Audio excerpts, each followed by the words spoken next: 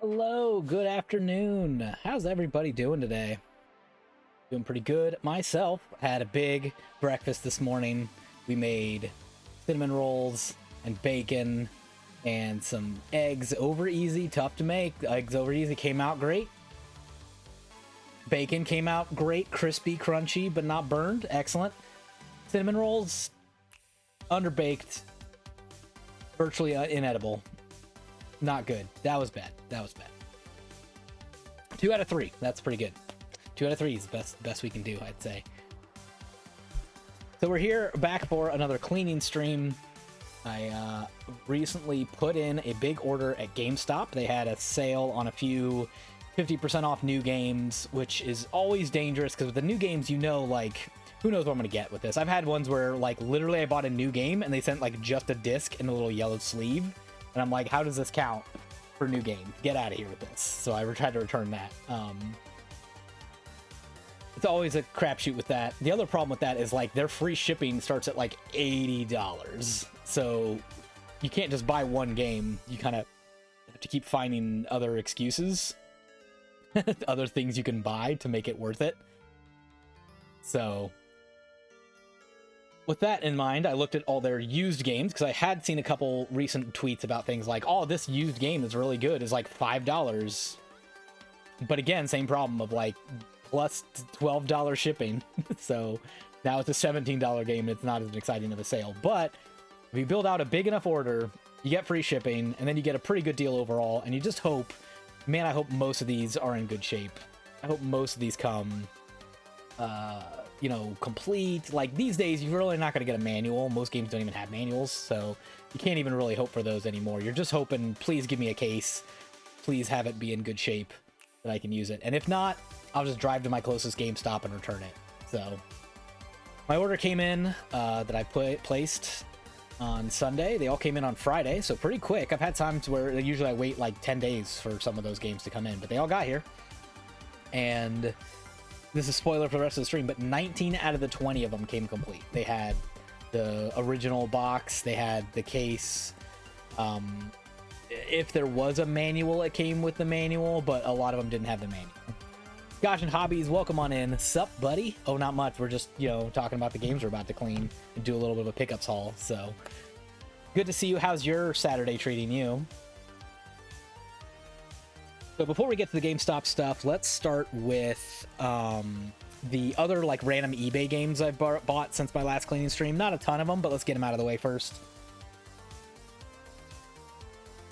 The first really big one was, this is like the next on my highest list of games I needed to get was, oh, you can't even see. Hold up a minute. There we go. We switch. Highest game on my wish list left was Project Cross Zone 2. Which is a strategy RPG anime crossover BS game that's full of anime garbage that you gotta love. This game has creeped above $40 a few times, so I knew this was about my last chance to get it under my rule of never pay more than the original retail price for it. So I barely got this for just under 40 bucks. Interestingly, it has dropped a few more dollars since that purchase. It's now, I've seen it a couple times now for like 35. I bought it for like 37. So it did come down just a little bit. But I had to go grab it. Oh, that's right. I saw that picture of that beef brisket ready for the smoker and some chicken. Gotta go dig out the fire pit. Yeah, that's you got a future happiness coming to you for sure, buddy. That sounds amazing. All right, thankfully this Project Cross Zone came in really good shape, so it probably doesn't need much, but just as is tradition, we're gonna go ahead and wipe this down with 91% isopropyl alcohol and a toothbrush and just kind of rub against those contacts a little bit, make sure that's good. I'm gonna go ahead and show off my next DS game too while I've got this one kind of ready for cleaning. I'll start with the cleaning first. Oh yeah, that one was good too. This is just gonna be a mystery game. You're not gonna know what. A little bit of a schmitz there in the corner. Let's see if I can get that right up there. See the little spot? See if we can get that. Give it just a tiny bit more ice. And then we'll show off this game too.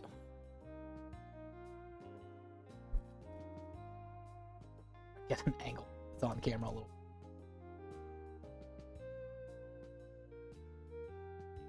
Turn on the smoker too, so brisket is about to go on and sit in 225 for about 4 to 6 hours. Heck yeah. Alright, I think I got it about as best as I'm going to get it, unless I want to get some like tools out, but you can see that little schmutz is much lower. Oh, there's also a little air from Leo right there.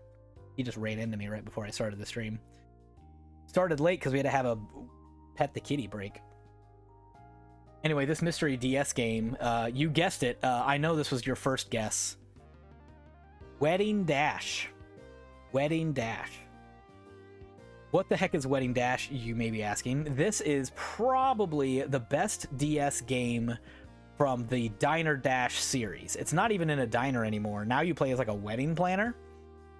And your goal as the wedding planner is to like sit all the guests at their table and give them their food and the things they need, so that the wedding party itself doesn't have to like mess with it or deal with you or anything. Speaking of which, the game in my 3DS right now is Legend of Zelda Triforce Heroes.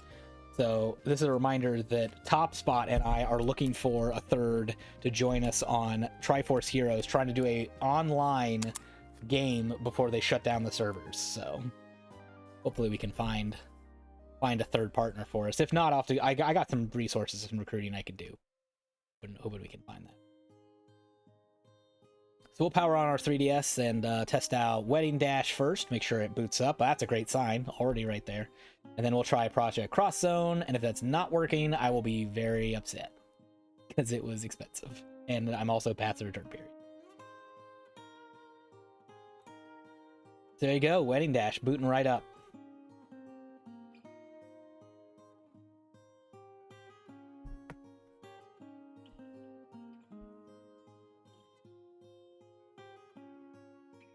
Career mode or endless reception. Oh, someone turned the music level all the way down. They were like, I cannot listen to this music anymore.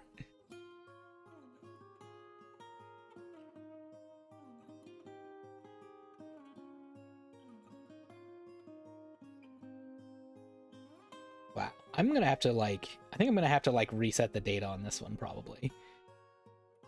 I'll give you just a few seconds of Wedding Dash just to show it off for all the people who are curious about it. I don't even know if they're going to tell me how to play. There it is. I just received important information from the bride and groom that will help me plan their wedding. Sure, okay. The wedding couple is Amy and Mark. Congrats to the happy couple. Nothing fancy for the appetizer and dinner. Keep it simple and low budget. Fill the backyard with calla lilies. I don't know what that is. Some sort of flower. Oh my gosh, there's all this stuff going on. This might be actually too complicated for me to show in 2 seconds without actually. There. I want those. Oh, I have to pick. What's the meal going to be? Okay, they want simple. How about crackers and cheese? That sounds good. Definitely not swordfish. Chicken with rice. All right, let's do that. Excellent. You matched the wedding client's request perfectly. Good. That's it. That's the game. No, I'm just kidding. Ready for the big day? Remember, it's all about mingling with old friends, long-lost relatives, and meeting new people. So the most important thing is to seat our guests next to whomever they ask to sit with. Please get the party started. All right, so Uncle Al is here. He's asking to sit at the heart table. Drag him to this empty spot. Okay. So then, yeah, you place all your little guests where they want to go, and then it gets really hectic. It's a big old thing. Pick up his gift and deliver it. Okay. Where's that? Where's your gift, buddy? That gift. Okay. Grab it. Here, take it to the bride and groom. Here, you got this present. Good. Now give him ready to go. Let's give him an appetizer. Okay. How about some cheese and crackers, bud? There you go. So that's the game. You just do that over and over again. So it gets super intense and crowded as you're managing lots and lots of guests. I have a soft spot for these games, mostly because I think it's a great use of the like DS stylus and the touch screen and the 2 screens and stuff. I think it's a good example of a game that's kind of going to be lost to time, because a lot of these are like mobile games nowadays, but those mobile games are going to be gone. They're going to like stop working or like not get updated or whatever. You're not really going to be able to play them. So having like a DS copy of this is sort of like a way of saying, like, I'm preserving this game so that I can play it again in the future and get an idea of what those like fast casual types of games were like back in this era. All right, it's loading the screen. That's a great start on Project Cross Zone 2.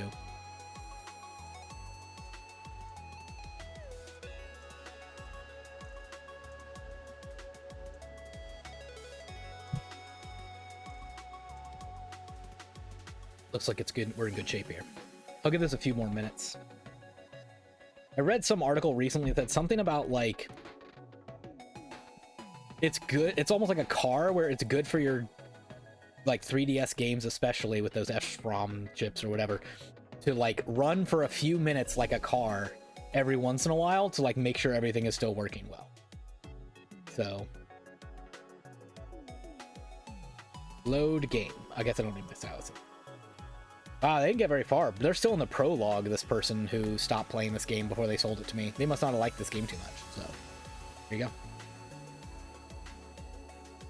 I only played 37 minutes of it.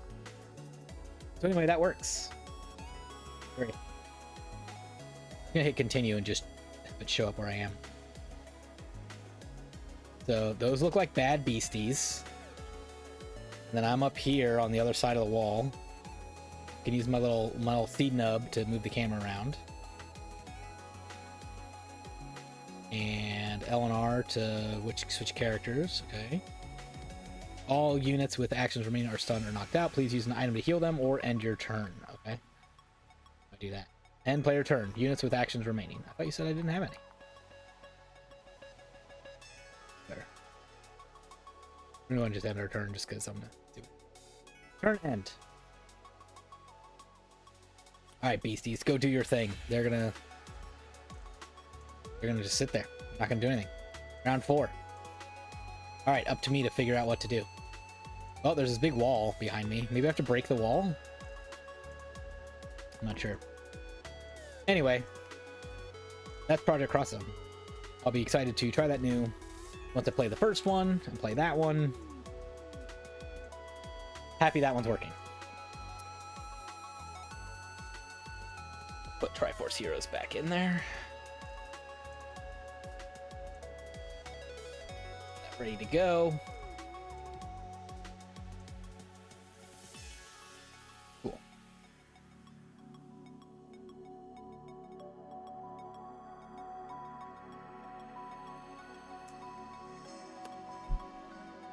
Alright, so that's it for the handheld games. Not a lot of them, just a couple.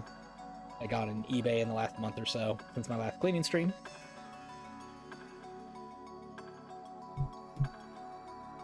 Alright, those are good to go. One other quick eBay purchase to show off. It'd be Top Spin 4. I was actually hoping to get the Xbox 360 version of this because that's the system I could then put in another system and have it be like backwards compatible. Like I play it because I think so. I think it's backwards. I actually didn't look at that, but I was planning on getting it for Xbox 360 instead. But this one was like really cheap. I think I bought this for like $750 or something like that. This is probably the best tennis game of the Top Spin series and of that generation, the PS3, Xbox 360 gen. I've got the case and manual in here. Everything's good. So I'm just gonna wipe this one down real quick. Oh, and also the artwork just a little bit off center. Fix that first.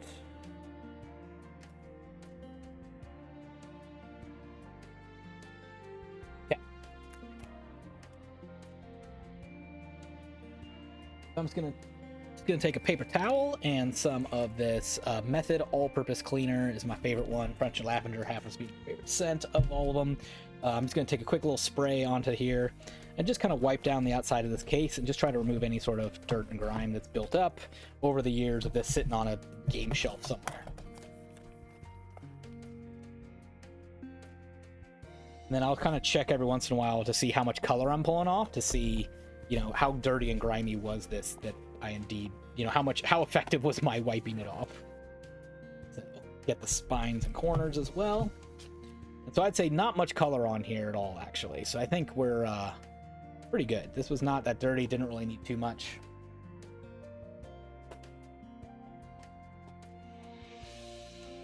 That one's ready to go. Next up to show off is the GameStop order. So let's go through those. I'm just gonna show the whole thing. So this is gonna be like end up being like a haul video. So first one, I'll show my Switch games off first because they're smaller and they're on top of the stack.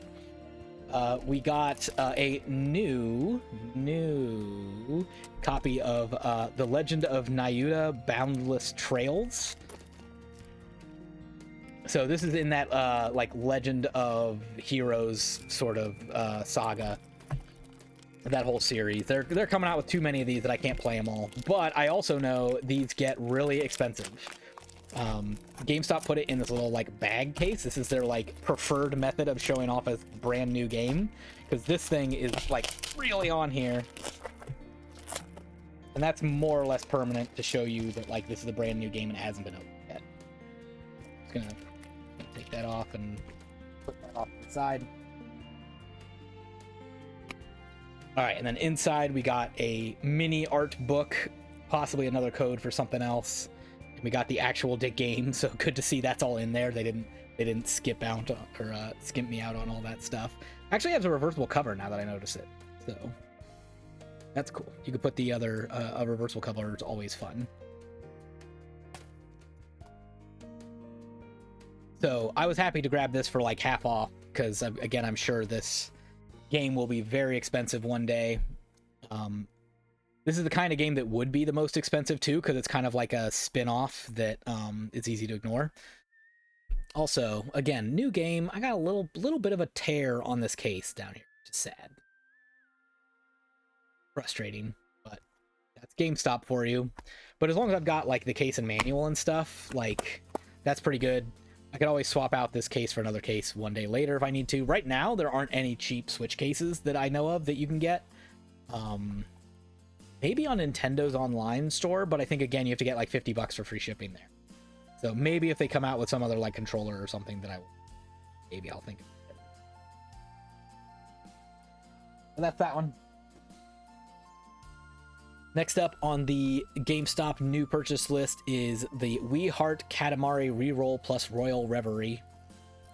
So this one is sealed, so shocking that I would get this from a GameStop, that it's in one piece sealed like this.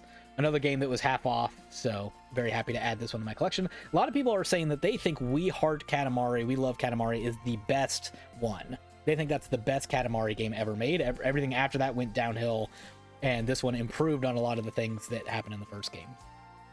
I don't think I played it for very much. The original one. I think I own it on PS2, but I don't know if I booted it up. I'm usually a little slow and hesitant to start those games because they do give me motion sickness, but I also really like them, so... The eternal struggle. All right, so here's the big strikeout. Here's the one that they sent me that was not complete. Quantum Break was the rest of all these used games. I think every one of them I bought was like $5. So Quantum Break, this is actually my second time buying this game. This was actually a repurchase.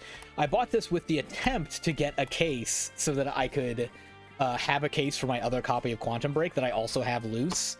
But yeah, so it's just the game loose. Its condition is just okay. If I look real closely up there in the Xbox One area, there's a tiny little like hairline fracture. There it is, like a hairline scratch on that disc. So this one is actually in worse condition than the one I already had. Camera. It's real tiny. A little bit of scratch. There, you can kind of see it. So this one's actually in worse condition than the one I already have. So that was depressing. This one's going to get returned. But that breaks the seal. If I had anything else I need to return, then I can do that. So we'll put that one off to the side. That one's going back.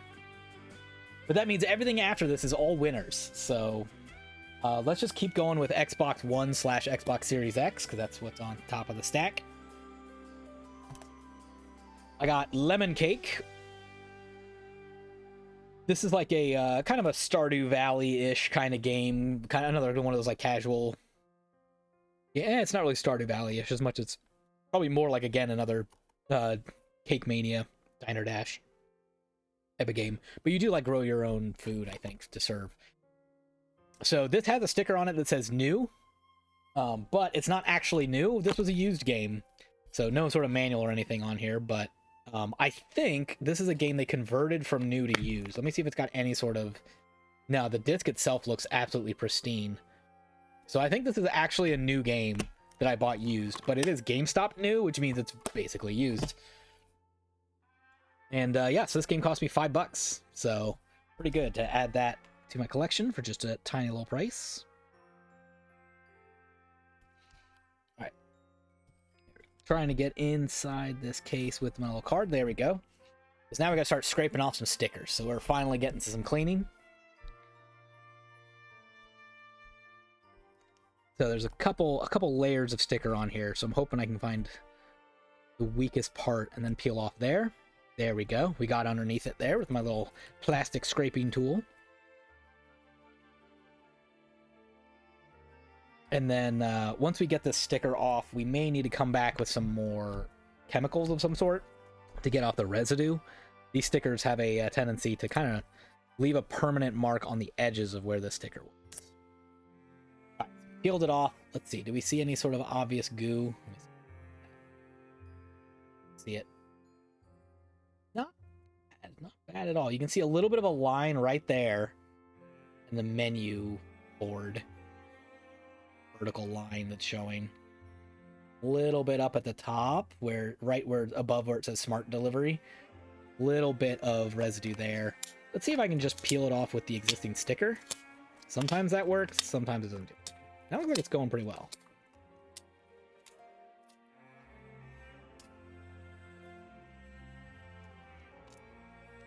A little mark right there I can't seem to get off, but that's okay. We'll wipe this down when we're all done with it. Also, once again, notice there's a little bit of like a ding at the bottom of this case. So I don't know what's going on at this GameStop. All these games have little marks right at the bottom.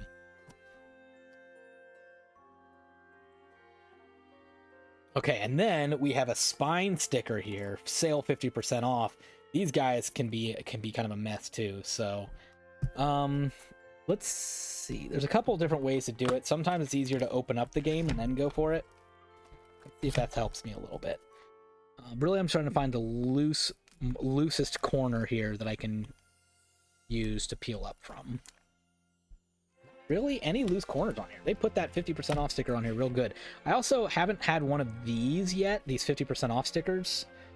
I don't know how sticky and permanent these are compared to other GameStop stickers yet. GameStop sucks so bad. I only shop there when I'm getting hella discounts and refuse to order from their online store. Yeah, I mean, the fact that I got 19 out of 20 games complete is a miracle from a online GameStop order. And these were super cheap. This was a $5 game.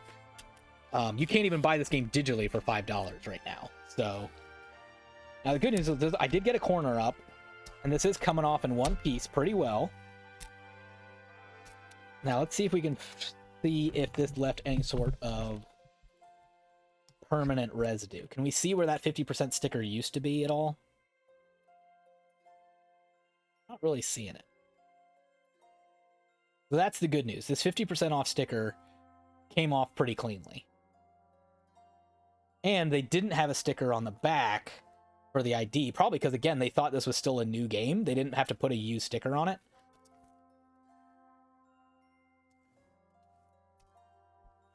So that's pretty good. That's pretty good. I also just noticed that I've got a little bit of damage at the top of this case where it wasn't tucked in there all the way.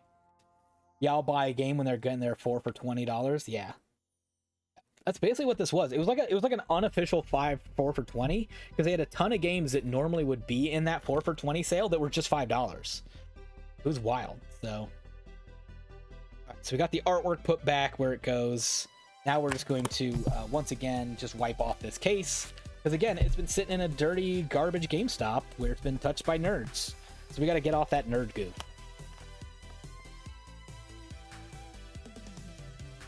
See if I can get that little smuts that was right there.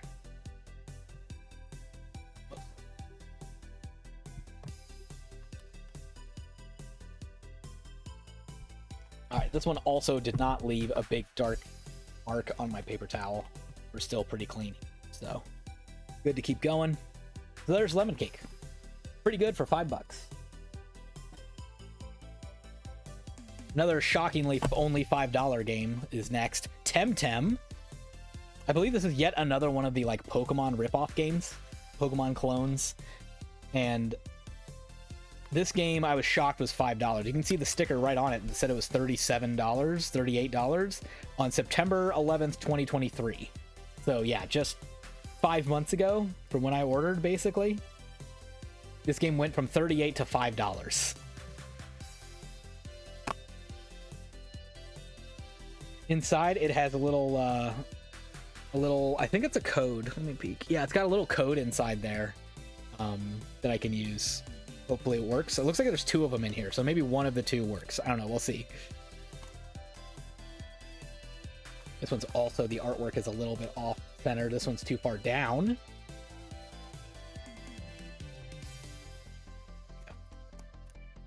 All right, so now I got to do some sticker removal. Yep. Let's see how easily we can get these off.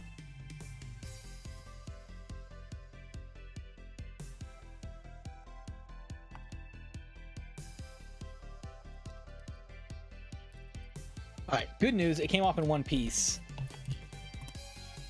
Bad news is you can definitely see on this one where that sticker was. You can see a big outline where that sticker was. So I'm gonna see if this sticker, if like reusing it can get some of that off. Looks like that's actually working better than I would have thought. Normally what I would be doing on most of these is I'd be getting out like a strong chemical. I'd be getting out like heptane or something like that to try to remove it. But it looks like this is a great, at least first step. See if you can see it now. I don't know if you can tell, but it's a little harder to see that outline than it was, especially up at the top. There's a lot of just residual goo that was there. And just kind of reapplying that sticker over and over again got a lot of that goo off. Yeah, I don't think I need to use any chemicals on this. I think I would just make it worse. So I'm pretty happy with that.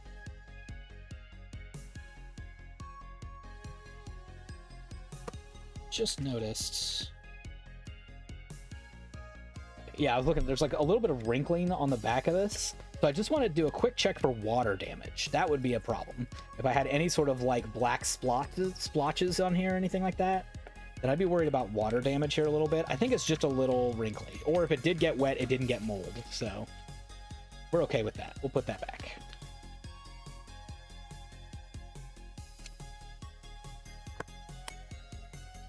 Ooh, and then yeah, you can see the sticker. The newer stickers aren't as bad as the ones from a couple years ago. Yeah, I agree. That said, they do leave that, they leave that weird like rectangle on the where that sticker was. Like getting them off is a lot easier. But somehow they still leave a weird residue on the corners that's got to come off. Yeah, here's another one. I can show you that residue pretty well. Is you can see this white line right through here. It's all weird leftover goo. But we'll see if that reapplying the sticker method is going to get any of that off.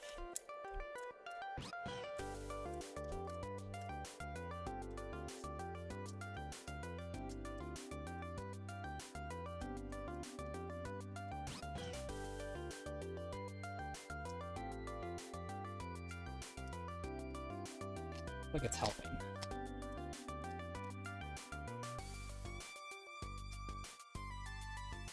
Sorry, I'm off camera. Yeah, that does a pretty good job. I'm gonna keep doing that. What's funny is this is the only method I had available to me way back when, a previous lifetime ago, when I actually worked at the GameStop myself.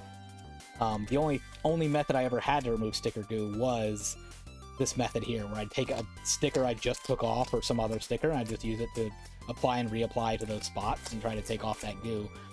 Yeah, you can see that spine now doesn't have that white line on it as much. Maybe a little bit, but it's like 95% gone. And I will take 95% gone. That means you can barely see it.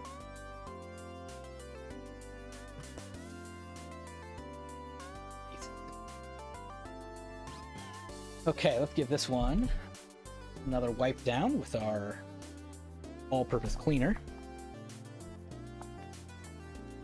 This also sometimes works to remove any other leftover goo.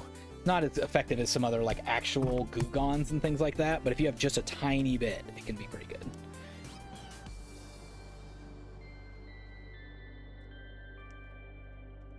Now we are starting to get a little bit of darkness and color. But this one did, I think, need wiped down pretty well.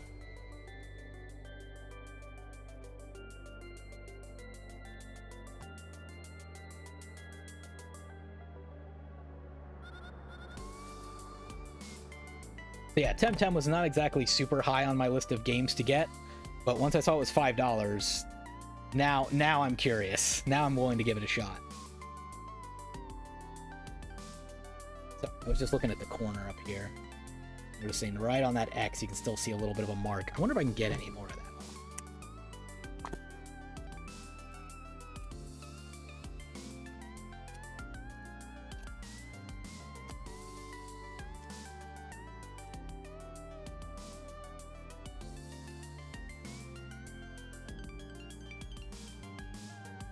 I'd say yes. I'd say yes, we did get that all. Maybe down here by the pig's butt a little bit more.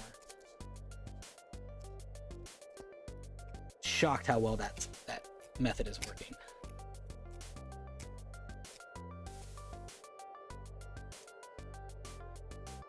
Good enough, I say. Good enough for a $5 game. There's Temtem. Another one that Arcade-ageddon. This one also has a sticker that says new on it, but no, I also spent $5 on this as a used copy. Again, doesn't have a sticker on the back, so I think they sent me a new game, even though I asked for a used one. Whoop, that's a code. Whoops. Let's hide that one. Let's show that back in. I'm sure it's used anyway. Outfits and cosmetics. There you go. It's flat. There we go. Okay. Let's take a peek at that disc. Do you think this has ever been placed in an Xbox system? I'm gonna say no. I'm gonna say no. No one has ever put this in an Xbox. So that means this code probably does work, actually, now that I think about it, because it's probably a new game.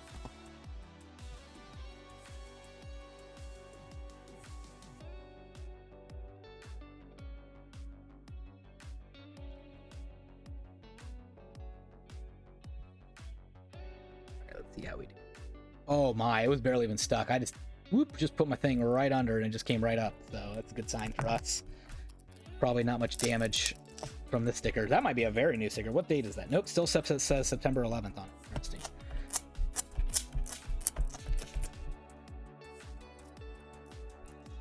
So I guess that means in the time that this sticker was printed, 9/11/2023, and when I ordered in February, they probably just converted all these new games to used and said, they're not selling, just put them in the used stack. And that's how I got them. Or maybe that's when it hit $5, is when that occurred. So there's still a little bit of residue right where it says the S in series. There's a little bit of marks there. I can get any of that off. I think so. We did get it all. Pretty good. Nice. All right, we'll open this up and see what we can do with this 50% off sale.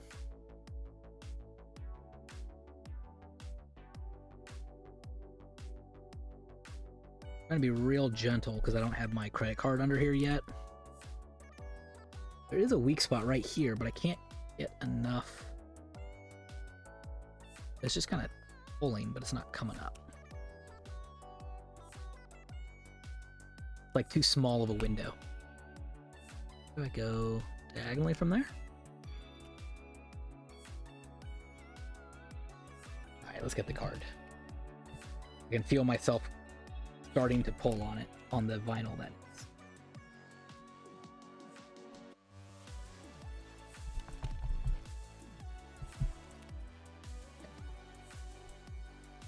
Allow me to push a little harder.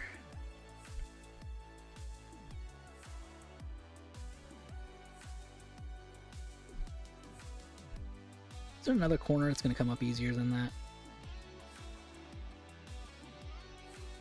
No. Nope, this is it. This is where I've got it the weakest. So let's keep going on it, I guess.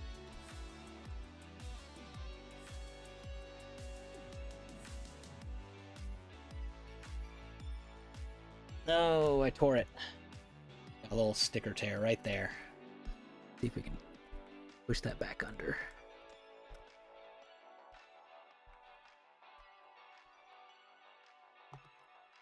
But now, come off? Nope, tore again. Interesting. All right, so I think this corner is cursed. I think I need to switch to a new corner.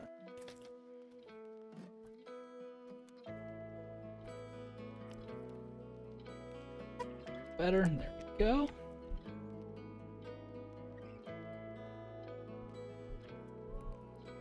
I feel like once I get this one started cleanly, it'll all come up in one. I just have to get that started.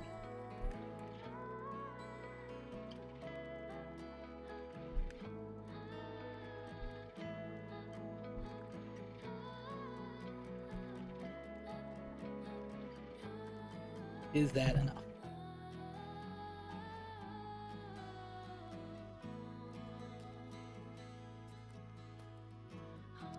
Well, yes and no. Mostly no. Okay. Let's take a look at that damage there. So yeah, we've got a little bit of a paper tearing there, a little bit of spots in the corner.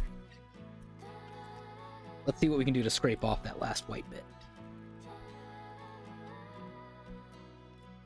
I'm gonna kind of go all the way around it in like a circle and hope that it bunches up enough. It'll come off easily after that.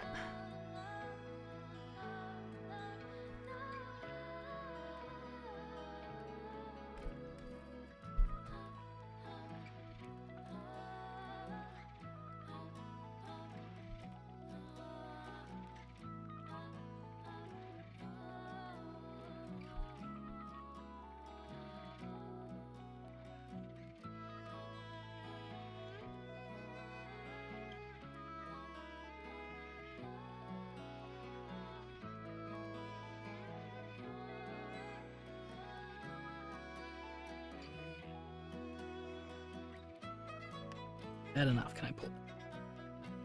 Yeah, should've just kept going. Just broke on me.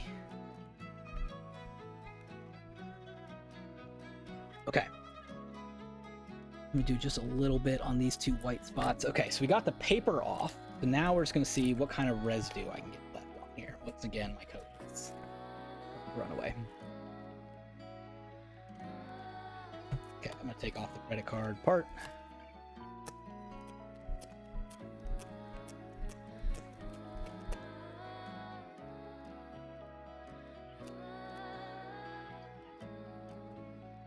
Yeah, you can still see that line where that sticker ended for sure.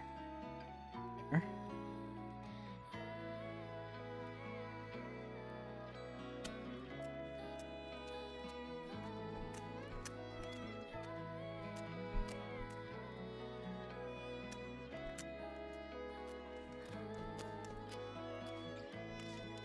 Well, it looks like I can't quite get this one all the way off. I think that one's just going to have a little line. But the good news is it is on the back.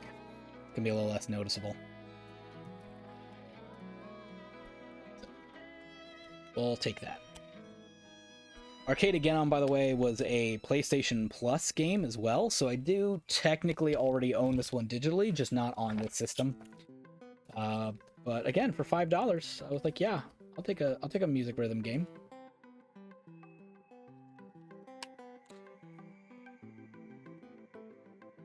Kind of music rhythm. It's one of those, I guess, probably closer to a like a hi-fi rush type of thing. I think maybe where you're like have a little bit of like music and rhythm in the middle of your gameplay. I think it's kind of like that, just not as good as Hi-Fi Rush.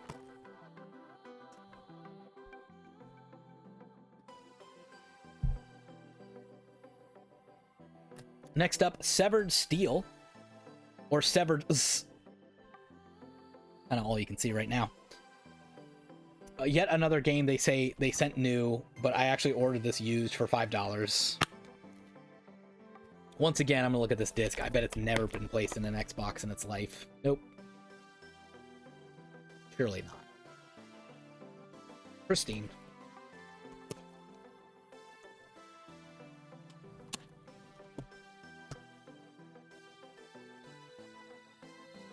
Really, the giveaway is that there's no used sticker on the back.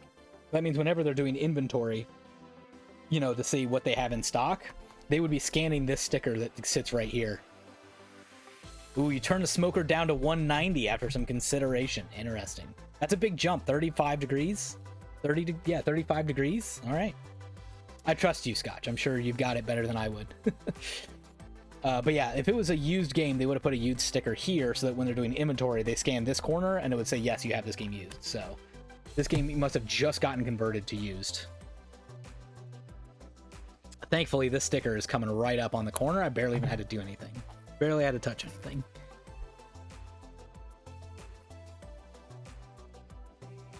There we go. Came off in one nice clean piece there.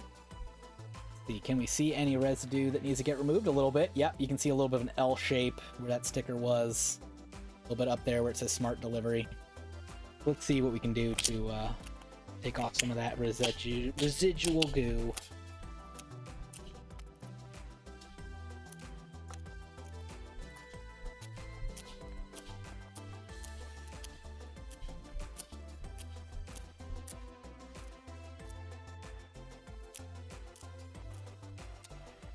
All right, let's take a look now.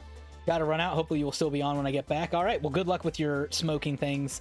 Yeah, I should be on for a couple more hours. I might even play Pocket Card Jockey after this too. So yeah, I'll probably get quite a few hours in today, I'd say. So good luck with your stuff, Scotch. Thanks for coming in. And in case I don't see you, hope you have a good one.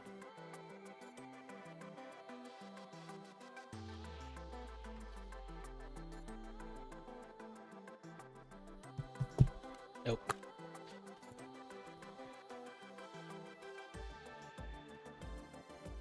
Okay, there we go. Let's see if the sale 50% off sticker comes off cleanly or not.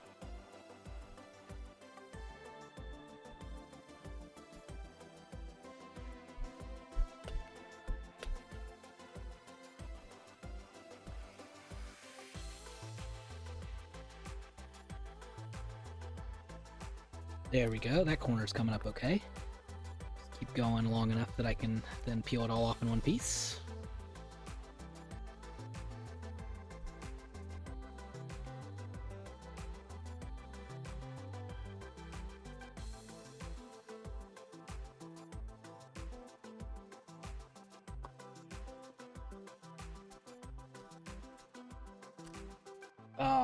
Start tearing. Okay, let's see if I can go around the circle. I tore a little bit. Not bad though.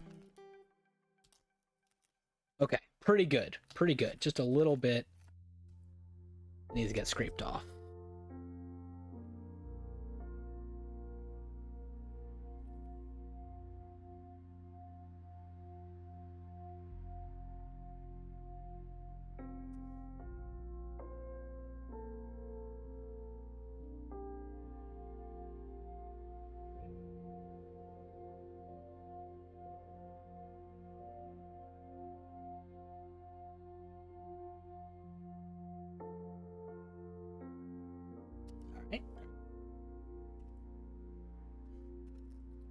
And a little bit down here.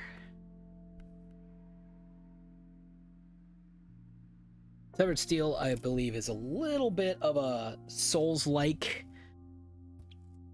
It's kind of like a first-person. It's like a combination of like a Mirror's Edge and a Souls-like, from what I understand.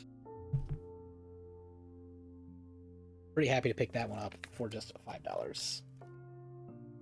Okay, let's see if we can now find any more residual goo picked up with the sticker. Not, then something better. I just realized I forgot to do all-purpose cleaner to Arcade again, so I'm gonna go grab that back again. Okay, that's looking pretty good. That's looking pretty good. Pretty happy with that.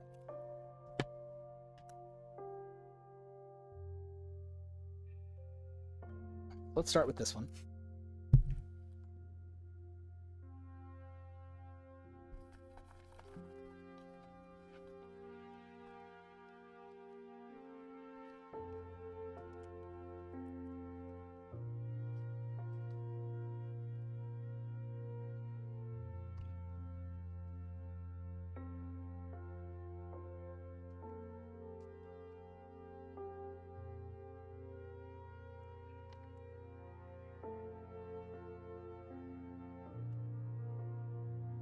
All right, there's Severed Steel.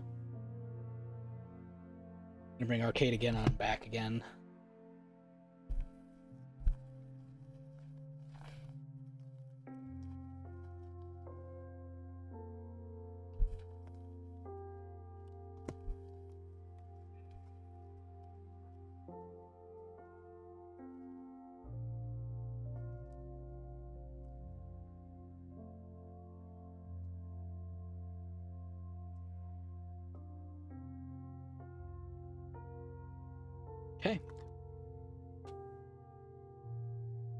Save that one.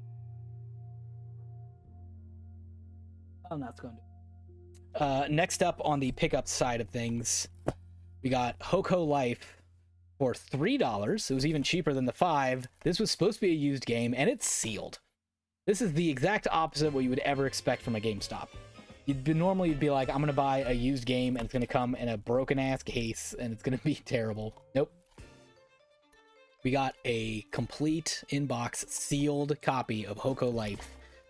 Another Stardew Valley like clone. Is it very good? Probably not. Is it $3? Oh yeah. I'm willing to try it out for $3.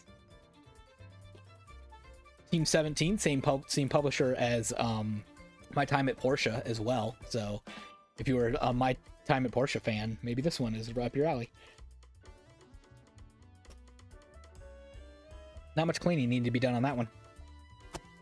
Speaking of Souls-like games, Solstice. Another used $5 game that came brand new. Oh, there's a code in there. Side, there we go.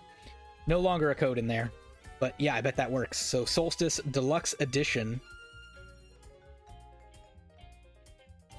So maybe that means it's got like DLC and stuff built onto it. I don't know. Maybe it just means it has that code that I have for a digital art book and soundtrack. Maybe it works. I don't know. We'll see.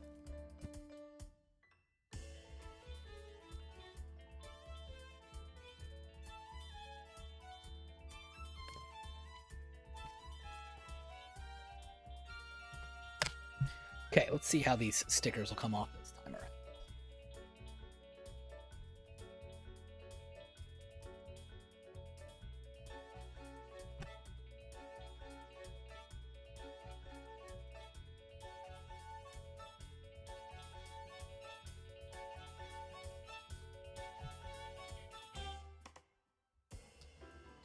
Pretty easily, but this time, take a look at that residue. Look at that giant cursed glue spot or whatever that is. Is that plastic? What is that?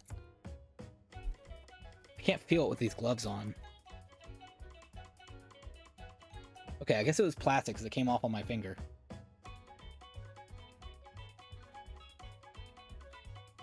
Might have been the original sticker, piece of that. Now that said, you can definitely see an outline of a sticker on this one. Definitely a big ghosty glow. Let's see what we can get off just by reapplying that sticker over and over again. Oh yeah, that's coming off great.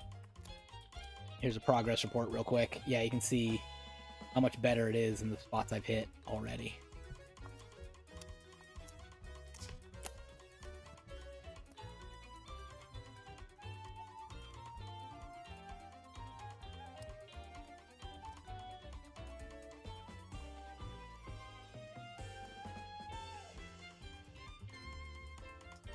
Alright, I'd say that looks much, much better.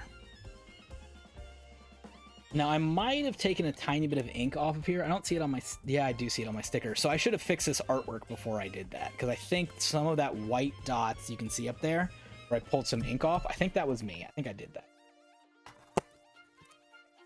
Let me make sure I have this all the way down in its little spot.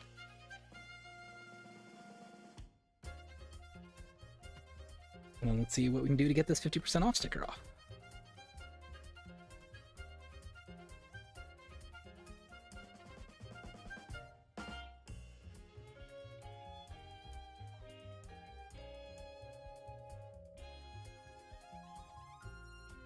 Yeah, it looks like this bottom corner is the weakest part. I'd like to get just a little bit more of it off before I try to peel it. Feels good.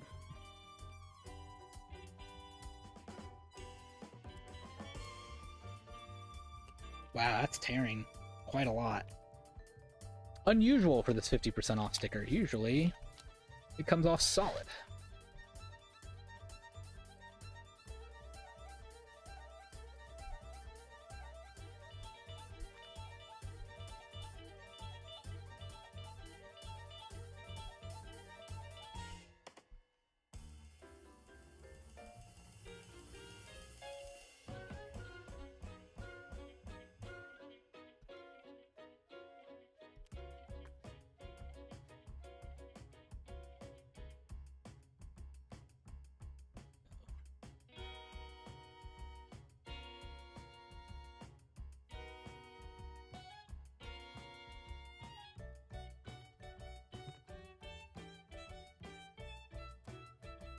Ugh.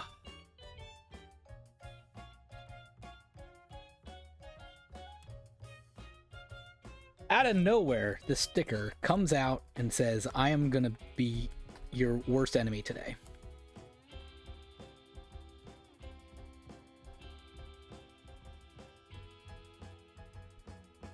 This is also part of why it's important to take your stickers off as soon as you get a chance, I think. I think this is an example of this 50% off sticker is a tiny bit older than the other 50% stickers I took off. And that extra time is just enough for this glue to like really bond.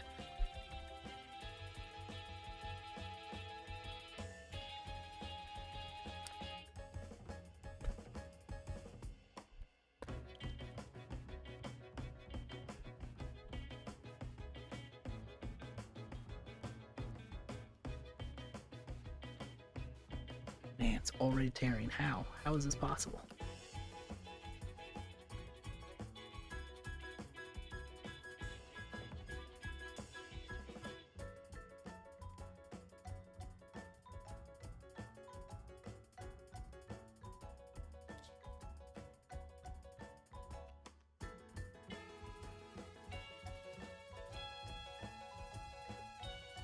Alright, I think I'm just going to say whatever and take off as much as I can at this point. And we'll just fix the little bits left over another time.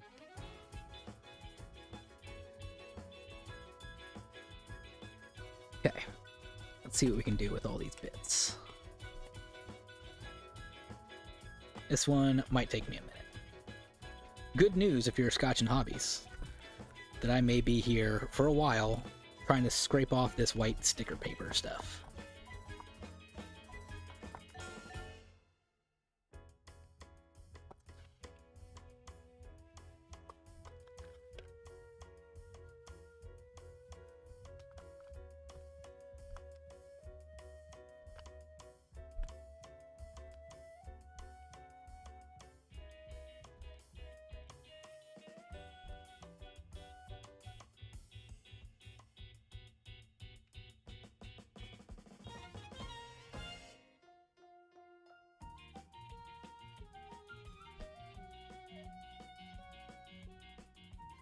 Alright, let's see. What else can I talk about while I'm scraping this off? Other games I've been playing lately.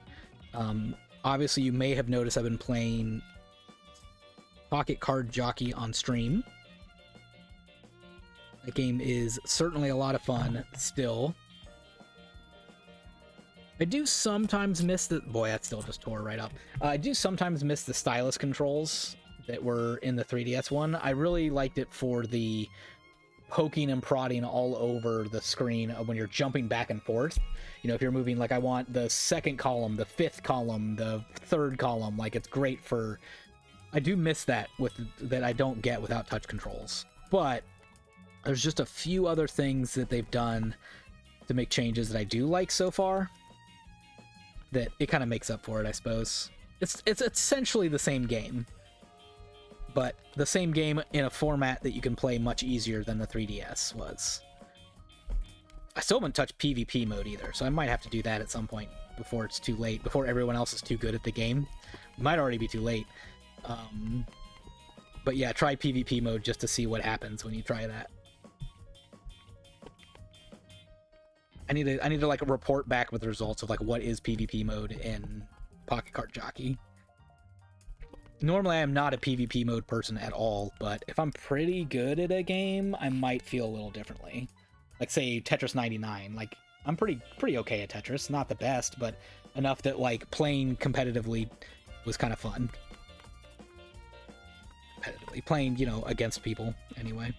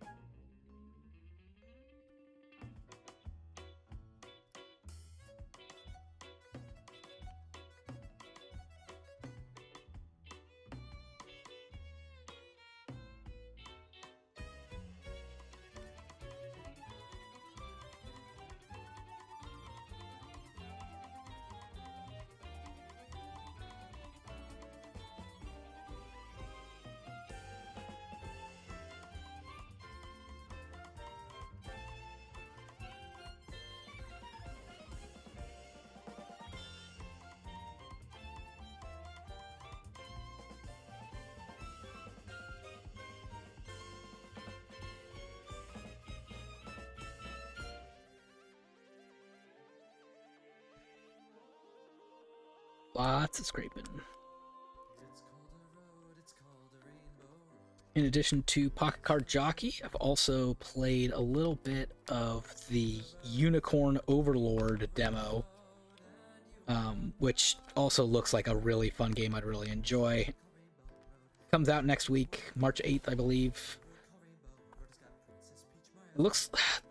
The interesting problem I think it solves, in a very intriguing way, is a lot of those strategy RPG games, think Fire Emblem, think Final Fantasy Tactics, they can be like kind of overwhelming with how much you have to like think. Like they kind of sometimes don't feel like casual enough games, or turn your brain off games, because you have to think so hard about like, okay, how do I want to move my units around this map, or like, you know, what moves do I want to use, who's going to be the one responsible for attacking whomever, whatever.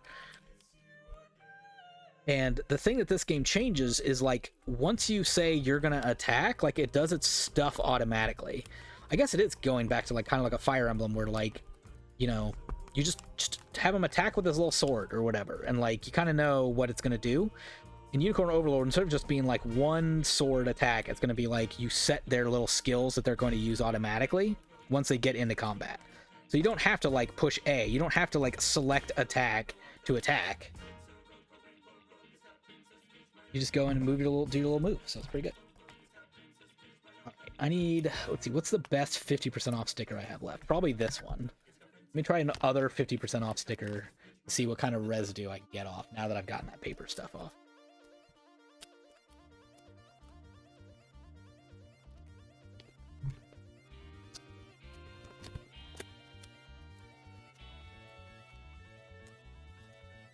There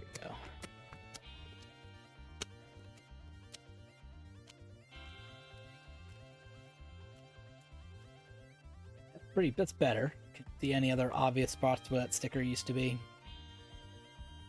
I think we did the best we can considering how much work we had to put into that sticker. It's pretty good. Artwork is lined up pretty well. It is. Okay, let's get another paper towel ready. Spray that with our all-purpose cleaner. Give that a nice wipe down.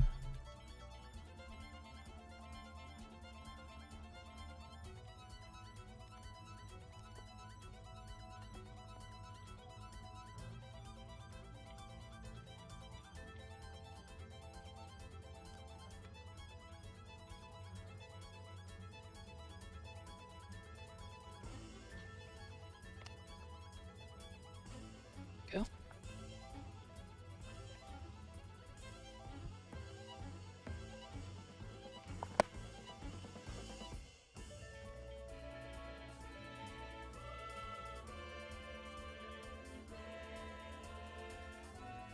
All right, pretty good. So there's Solstice. Put my little code back in before I forget about it.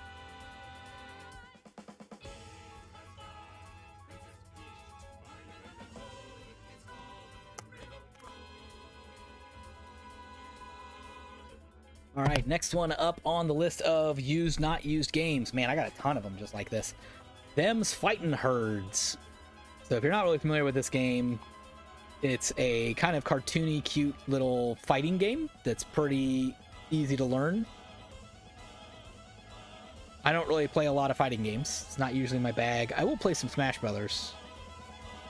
So this is probably kind of similar to a Smash Brothers in that it's kind of casual. And again, this wasn't $40 new. I got it used for $5. So that's pretty good. Feels pretty good.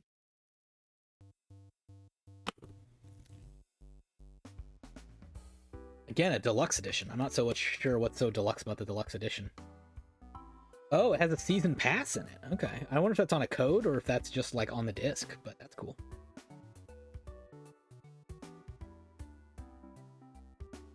Yeah, I can't tell. There's no code inside the box, so I'll have to put it in my machine to see if it gives me all that free stuff. But there's another game I have just like that that has... We haven't gotten it to it yet, but another one that says, like, all the DLCs on the disc, so we'll see how that goes. Thankfully, I got a weak corner on this one, so it should come right up, and it does. Very nice. So once again, let's look for that sticker residue. There we go. Yeah, you can see a little bit of a line there. Down the corner. Let's see what we can do to remove this. I'm just going to apply pressure with my thumb on the sticker. With my other thumb also making sure I hold down the vinyl so it doesn't stretch and pull too much.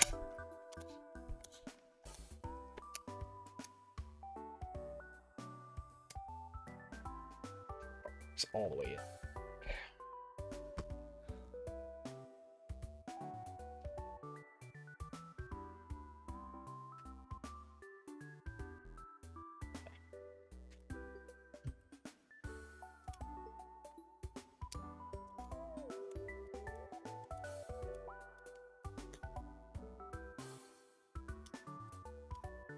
Yeah, I'm just kind of going over these little areas that had the sticker on it, especially the corners where I saw the goo over and over again.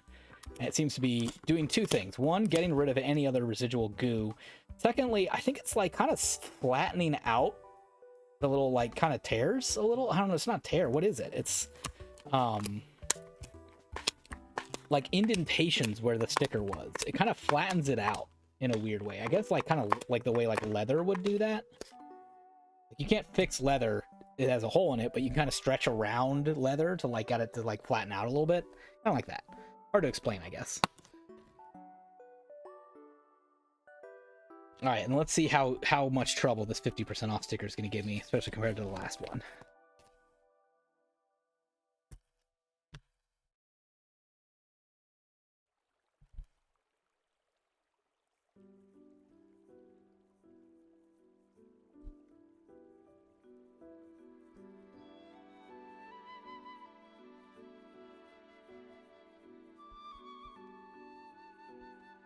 I think this is the weakest corner down here in the bottom right.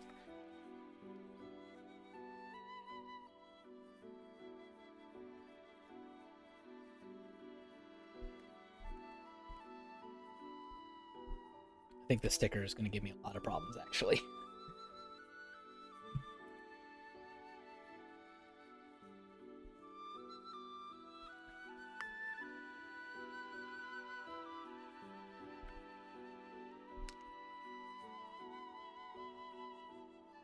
So, unlike the last one that gave me a lot of trouble, I think what I'm going to do is just try to really use my tool to scrape up a whole bunch of the sticker before I try to use my fingers and peel it off. I think that's going to be what I try to do differently here and see if that works at all.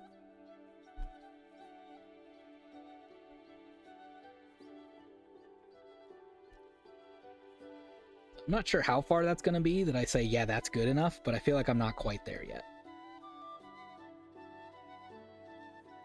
Maybe once I get to that spine, because it was kind of loose there from having to keep the case opened, or closed, I mean.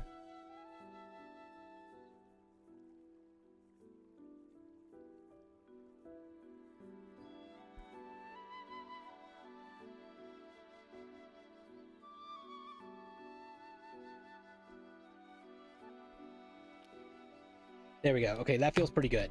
So yeah, it just got to that spine where it comes up pretty easily. Now let's see if I can peel this off and it will come off in one piece and not leave all that paper residue for me this time. I'm gonna go nice and slowly here.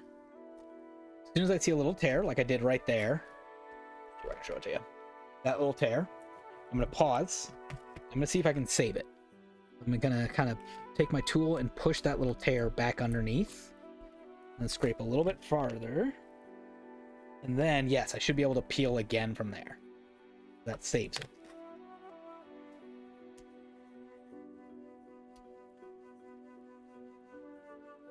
Yeah, we're getting a little bit of tearing here again.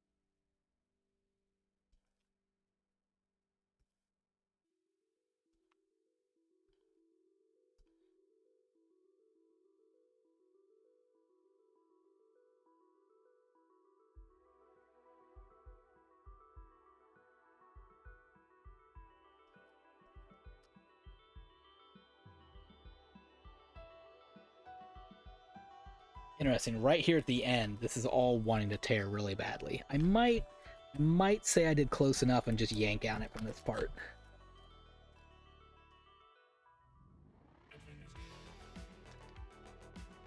Maybe I can get this corner up and then pull backwards. But yeah, I'm doing a lot of just mashing it back against the sticker at this point.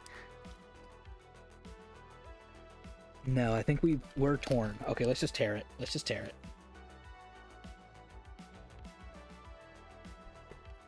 But we did get most of it, so now I just gotta do a little more scraping on this bottom half.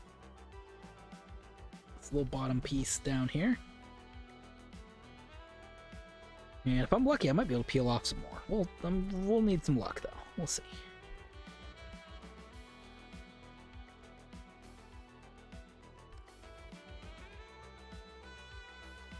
Not at all. Immediately just rips off. Not happening.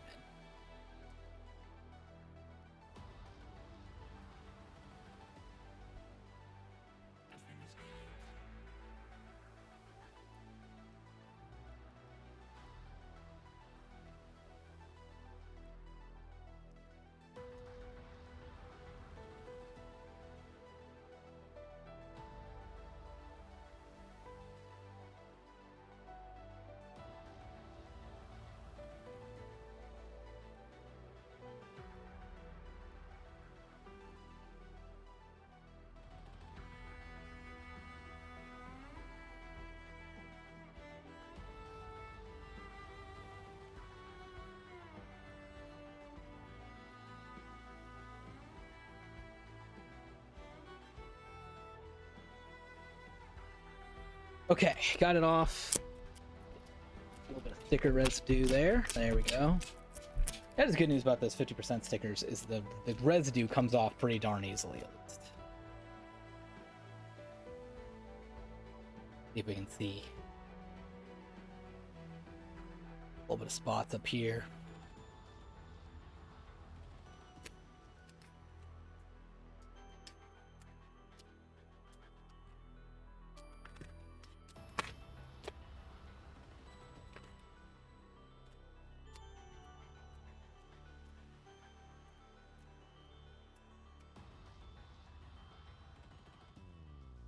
Okay. Feeling pretty good about that.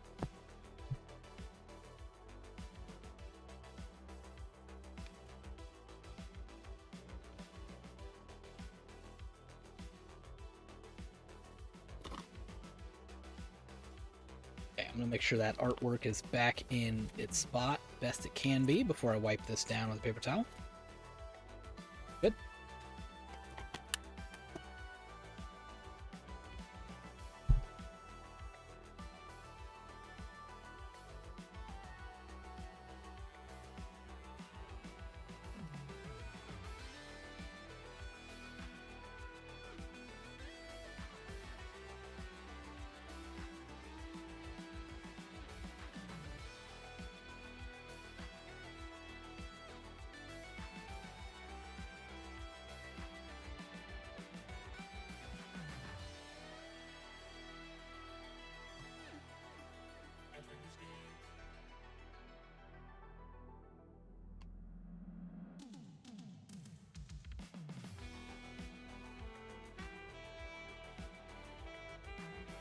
Alright, there's them's fighting herds.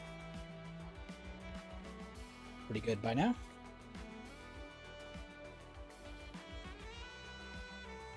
Alright, next one's kind of an interesting one. We got ourselves AI the Somnium Files, Nirvana Initiative. I have this on Switch, but this Xbox version probably runs a little bit better. And then this has, yeah, this one actually has a pre-owned sticker on it. It needs to get removed.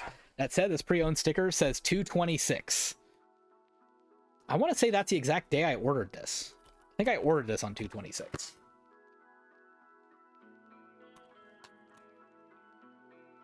Gotta do just a tiny bit of scraping up here with this little paper bit right there. Let's get that off.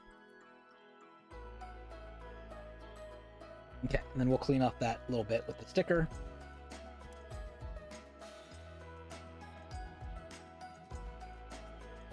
Now here's an interesting challenge. You can barely see down here the disc made in Mexico print that's right here.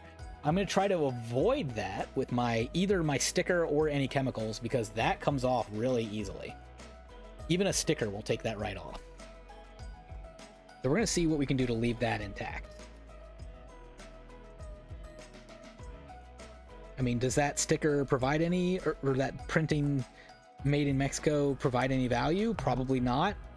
But at least it proves that you've been here, you know, you've been messing with it if it's gone. So we'll try to leave no trace. So I'm going to be really careful to avoid that part. Okay.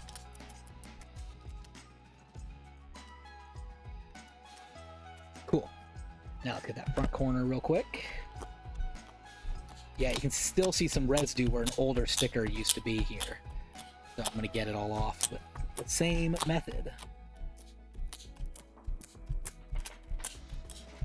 So yeah, interesting that it used to have a sticker on it, and then when they shipped it to me, it didn't have a sticker on it. Curious.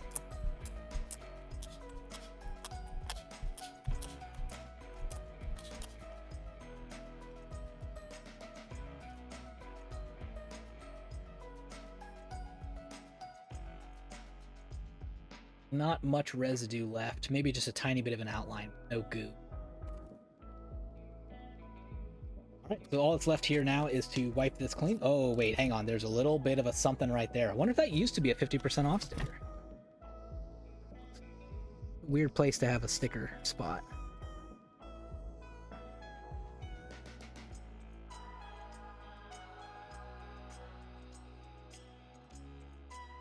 Maybe whoever shipped this to me took the time to take some stickers off before they shipped it. I don't know.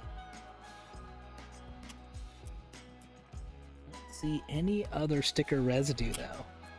Interesting. Oh, it's gone now. Okay, let me check my artwork is in place correctly. Little bit of a push down there. There we go. We'll give this case a wipe down.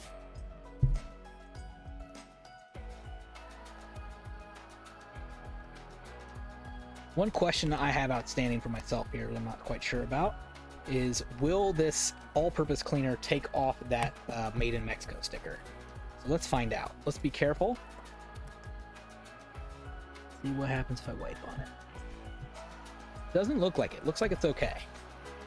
So that's again why we use this all-purpose cleaner and not others.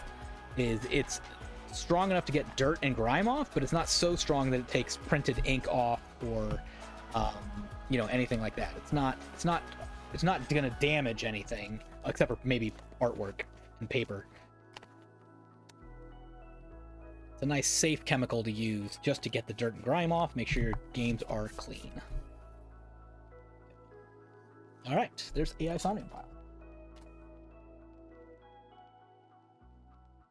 This is probably one of my favorite purchases of the entire transaction.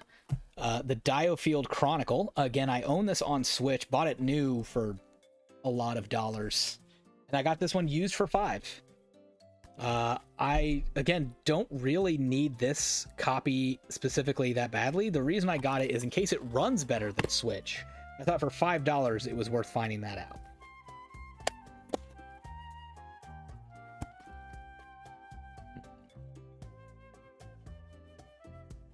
Okay.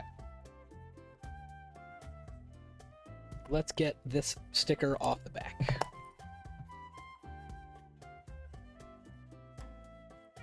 Aha, a weak spot.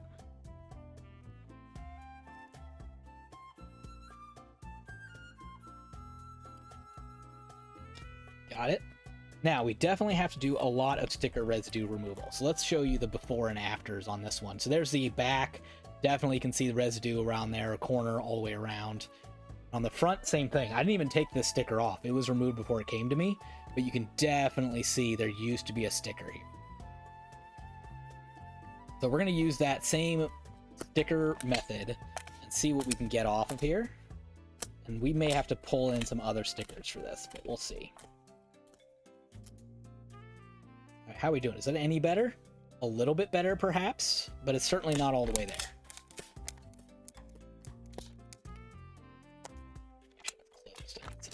There we go.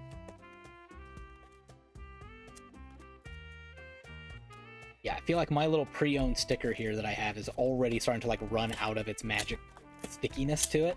So I may need to pull yet another older sticker that I still saved from another case.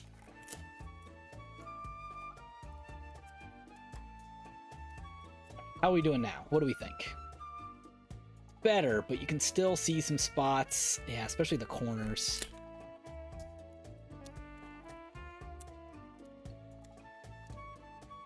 Is that better? Do much? Yeah, a little better. A little better. I'm still not happy with it. Okay, here's what I'm gonna do. I'm gonna swap over. We're gonna get this back part with that same sticker. This is the original sticker that was placed here. So in theory, that should match the exact goo, the exact glue that was on here and work best. But it's honestly not feeling sticky enough for this to be effective. I don't think it's got the stickiness I need.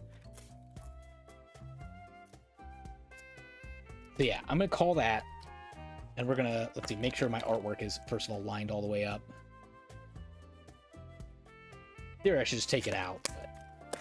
Now, what other stickers can we try? Them's Fightin' Herds seem to work pretty well. Let's try that sticker and see if that is gonna work on any more of these lines that are still here.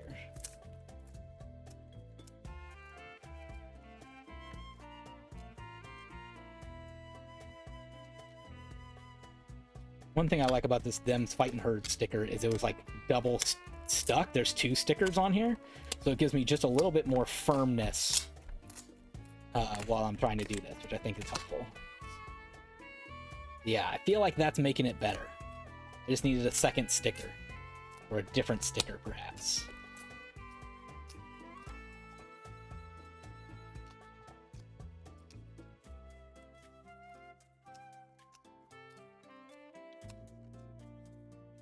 So it's certainly not perfect. Let's see if I can get this corner a little bit better.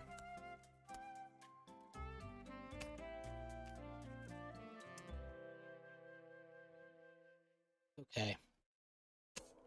I'm not as happy with this finished product as I have been with other finished products today, but it's good enough. I got some of these other ones I said like, oh, that's like 95% better. I'd say this one we've only gotten to be 90% better.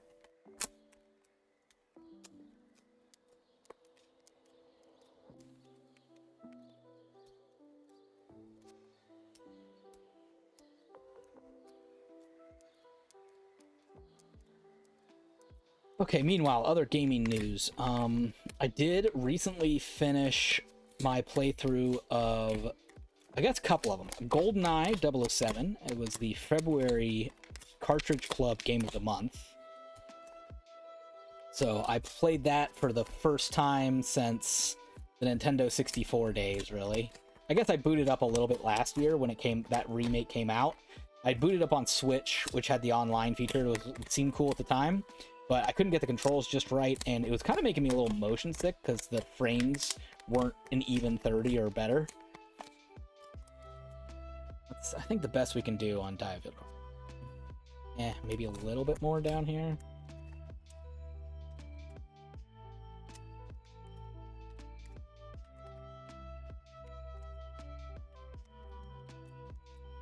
Close enough. But yeah, GoldenEye 007, I was really impressed how much like I'm still enjoying it, and not from like a nostalgia stake necessarily. Some of the stages I didn't really remember too much. Like a really good example is like Caverns, which is like the one where you're like inside and you have to not kill all the scientists but also shut down all the pumps or whatever. Like I didn't remember that stage much at all, but I really enjoyed playing it. I think the thing that GoldenEye did best is they kind of modeled that first-person shooter objective campaign where you had like objectives to do. Certainly they didn't invent it. Some people would say something like, oh, it's just like what Doom did or something, and like I guess you have a point, but I'd say like it modeled what a first-person shooter with objectives should be, the same way that say like Mario Kart or Mario Kart, Super Mario 64 did it with like 3D platforming. Like there's been other 3D platformers before Super Mario 64. It's just that Mario 64 did it so well that everyone else would later look at it and say, yeah, like that. It should play like that. There's Diablo Chronicle.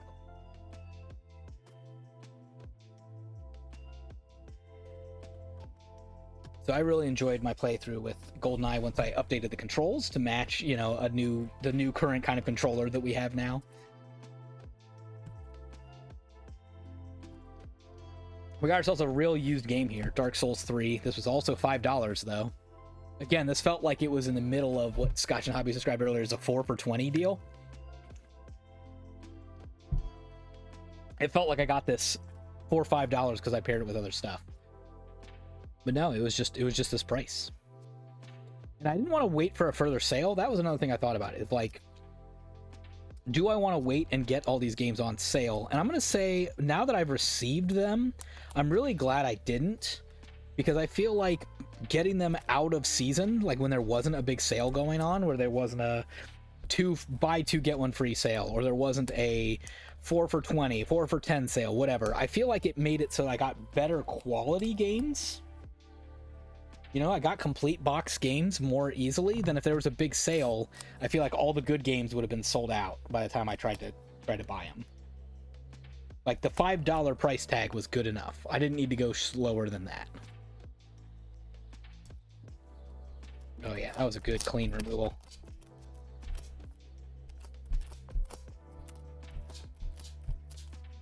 But yeah, I can't believe all these games I've shown off so far have all been like $5, except for the couple new ones that were on Switch.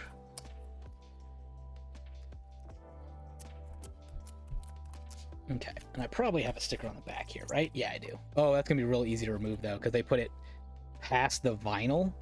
It's like on the plastic part down here, so that should come right off. Almost no struggles at all, in theory, unless I just cursed myself.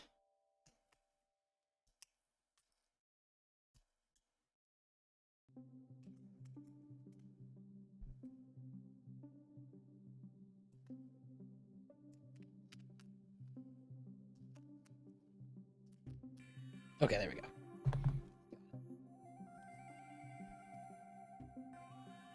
Hiding at the very bottom of the sticker stack. See this like yellowy bit is one of the old stickers. Those are the bad ones. But thankfully all the other stickers ate it up for me. Alright, and then we got any of that residue off pretty easily there too. We avoided that Made in Mexico sticker. We did good. Did good. Now, this case does have some grime on it. See all that? So this is one where we'll get a fresh paper towel and we'll see what we can scrub off of this one. Meanwhile, back to GoldenEye 007 talk. Another thing I did this time that I've never really been able to do very well is I went back and beat all the difficulties, which I did like somewhat when I was a kid, but I think I got stopped. There was some point where I said I can't beat this level and couldn't make it, and so I had to stop there. That I was able to get through this time, so that was really fun. And not only that, but then I also went for all the cheat codes this time. Again, as a kid, I'm sure I got a few of them on my own. You know, there were a few that were easy, but there were a few really hard ones. So I got the facility 2 minutes 10 seconds one or whatever that gives you, I think, is that an invincibility mode, I think. One of the most well-known hard ones to get.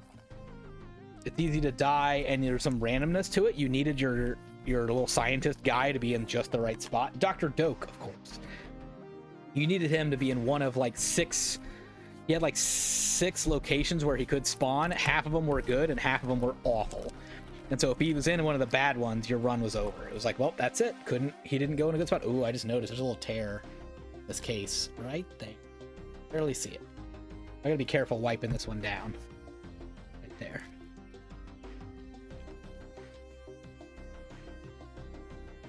Still a little grimy. Let's give it a little more juice. Just put my finger right on the parts I need to get scrubbed out.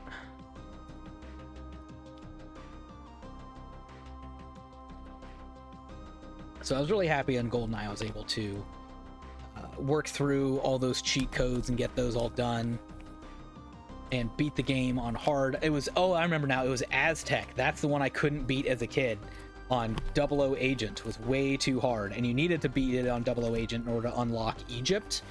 And Egypt is not only how you got the golden gun, but also how you unlocked it for multiplayer. So my buddy had a GoldenEye, who had GoldenEye, he had beaten Aztec on 007. So when we'd play the game, we'd play his copy of it most of the time, because he had one more stage than I had unlocked for multiplayer. So I was finally able to beat Aztec. Now I don't have anyone left online to play with anymore. Super happy to have that gaming accomplishment. And so thanks to Partridge Club for convincing me to go back and give that game another shot. I think it holds up just absolutely outstanding today. I really like the simplicity of it. It was like just enough of a linear progression that it was fun to go through the levels and like master them. Sometimes those games later would get too advanced, too technical, too big, really, too big, so that it wasn't as fun to beat them. I might swap out this Dark Souls 3 case with another one if I can. Like, it's okay, but this is Dark Souls 3 complete. I may want it in a better shape than this. It does have a little tear here. It's also missing the tab on this side, so it doesn't snap closed. So yeah, I may find another game to swap this with. It looks fine from the outside. It's got some, like, also some sanded up here, like someone dropped it off a skateboard or something. Hit some asphalt. But this is a game worth having in good shape. This also, in theory, has the DLC content on the disc, in theory. I think. I certainly don't have a code for it, so we'll have to see if that works. There's Dark Souls 3.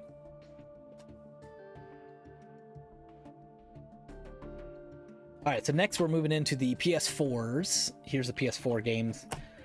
Here's Magnum Lord for $50 new. No, I bought this used for $5. So we're going to see what we can do to get this sticker off and get it as perfect as possible. Because way back on Black Friday, I ordered a new copy of Magnum Lord from Amazon, and it showed up with a busted case. Look at that garbage. Amazon did that. But not only that, if you look really closely, the paperwork is even torn up there in the corner because of that break. So for $5, my plan was to swap this case out for this one. But I'm going to return this one. Bless me. It's too late to return it to Amazon. My return window has ended. So what I'm just going to do is put this sticker over on here and take my receipt and return it. And return this busted case. So what that means for me is I need to get this sticker off in one piece. Very carefully. There's no other stickers I need to worry about. It's just this one on the front. So all that other work we've been doing today has been practice for this moment.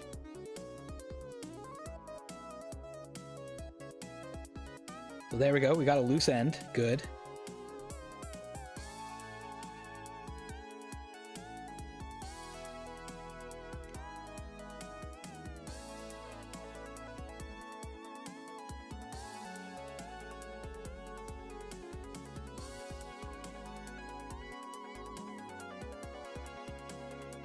Trying to get it out flat, too, is the other struggle. There we go. Pretty straight. Pretty good. Let's immediately, before I can goof this up, put it on this other case. I figure out where I want to put it. That'll be good. Doesn't have to be perfect. There we go.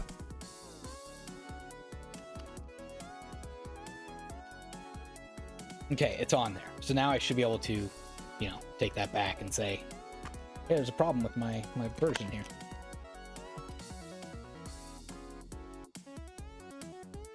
Okay. Now I need another sticker. Maybe my Dark Souls one seems to be doing okay. To remove the sticker goo that was left on this one. Is that gonna help? Maybe.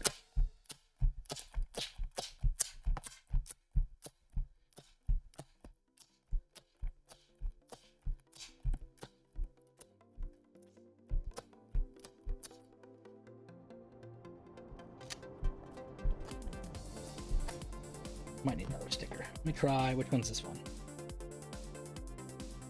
Solstice. I think that one will. How about Dia Field Chronicle? That one work?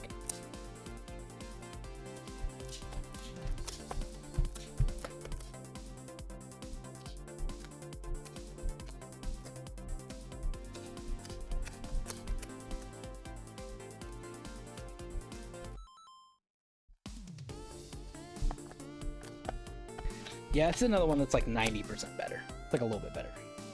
Wega Man, welcome on in. Price tag transplant surgery successful. Yes, thank you very much. Welcome on in. How are things, Wega Man? It's been a while.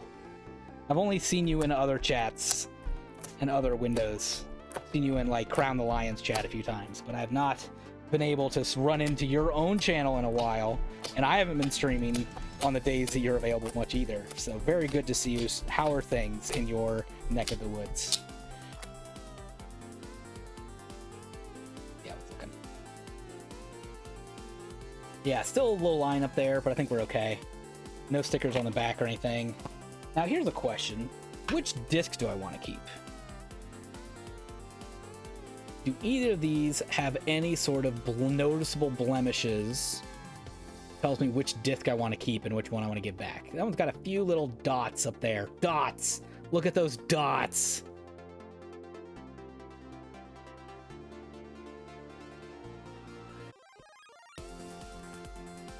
Alright, so there's one candidate. Let's check the other one.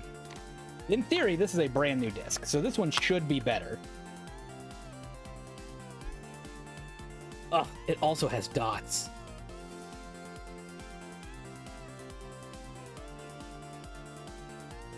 Also, I just got visited by a kitty. Let me see if I can I put the kitty in the window, in the reflection? No, she just moved. Got a kitty visit. Haven't streamed since before the holidays. I haven't missed anything. That's what I'm saying. I've been missing you, sir.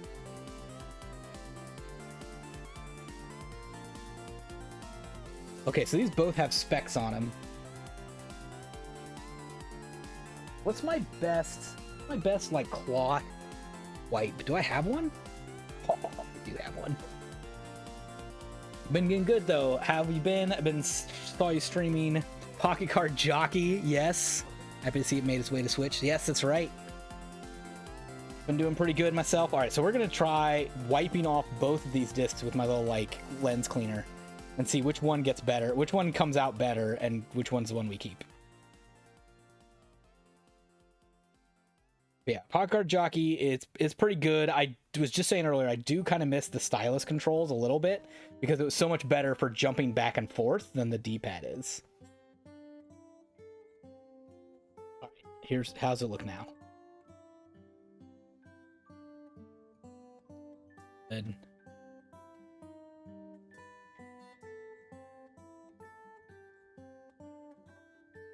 Good. All right, that's pretty good.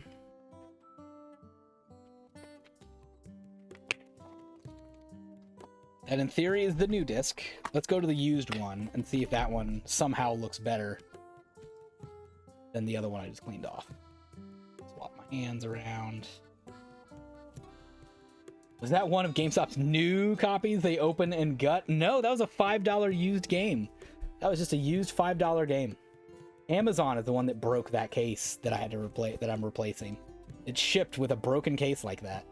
And then I tried to return it and they were like, we're out of stock. We sent you the last copy we had. I was like, that figures.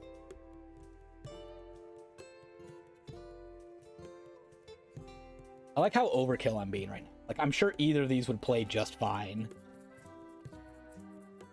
All right, I'm having a little more trouble getting off some of these specs on the used disc, so I think we're gonna swap. We're gonna swap discs.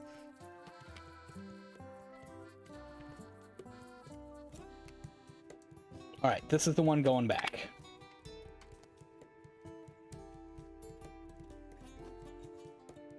So I'll do a when I'm all done with all the games here, I'll do a lightning round and show you all my pickups and what you missed. But there's Magnum Lord. Now I've got a great copy of it, so that's good. But yeah, most of these GameStop games, I bought them used, and they sent new copies to me, which is wild.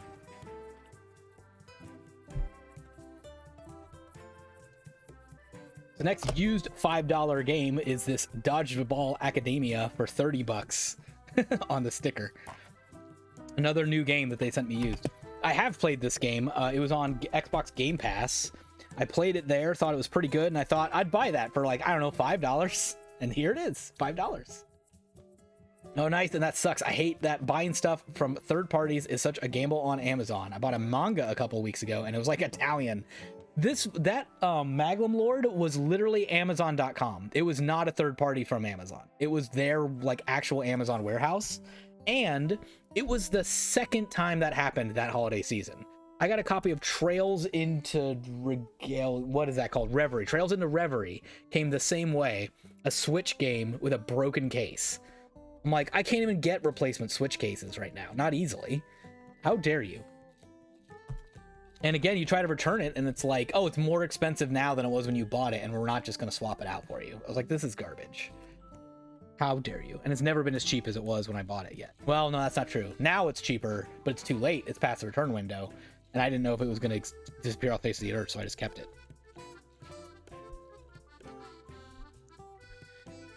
Oh, them's the breaks. This one should come off pretty well. There we go.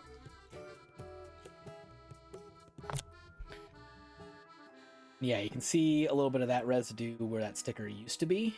So we're going to see if we can get that off. That might be a little bit of paper residue up there I have to get separately. Let me see.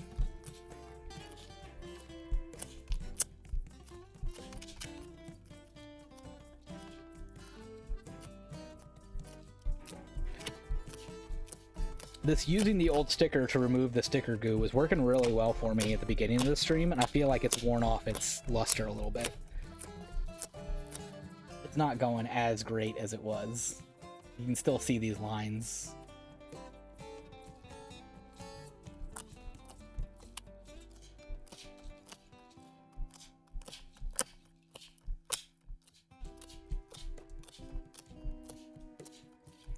But I guess I have to remind myself, again, the goal is not to make it perfect. If I want it perfect, I would have bought the game brand new for $60 from not GameStop. But no, that's not what I did. I bought it used from a GameStop well after it came out.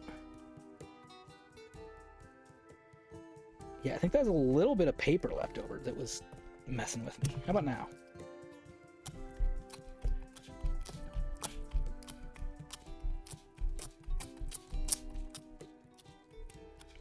Yeah, I'm hoping to not have to get into a heavier chemical like a heptane or something, because those can be so tough. Or you have duct tape or packing tape. That's usually what I use. That's true. I can use that. I do like using the original sticker because it's the same glue. I do like that. I feel like that works really well to use the same sticker and match glues. I've had times with some of those other tapes where like I've done damage to them. Like I've accidentally ripped off. Like it was like too strong, and I ripped off more than I meant to. But you're right, it probably would work just as well.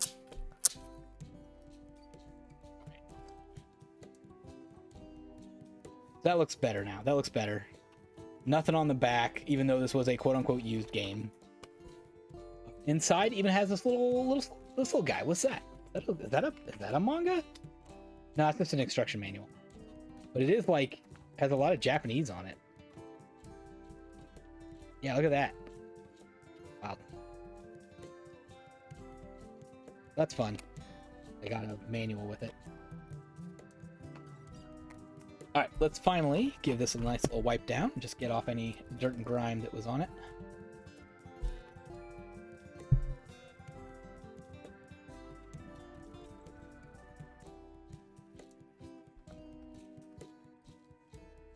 Oh yeah, so I was saying I did play this on Xbox. Thought it was pretty fun, but I did get sick of it before it was over, which is a very big problem with games these days, is so many of them last too long. Manga manual, heck yeah. So many of these games last way too long. I'm bored of the game, yet I'm not at the end, and I want it to be over. And it's a really big challenge of like, do you want to stick to the end, just so you can say you beat it and roll credits, but then you'll probably never want to play it ever again. because you got yourself so sick of it, or do you want to play it until you're done and then move on to another game that's good? I elected the second thing. To play it until I was done and say that's good. Yeah, I guess in real tiny letters, it's got Japanese on them. Now, it is still a US game. It still has, you know, the USR or ESRB label in the box. So it's just got kind of like a, yeah, like a pseudo-Japanese look to it, which is...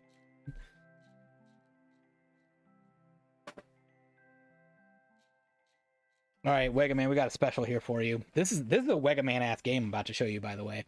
This game is technically $5 used. Relaver? This is a sealed game they sent me when I bought a used $5 game.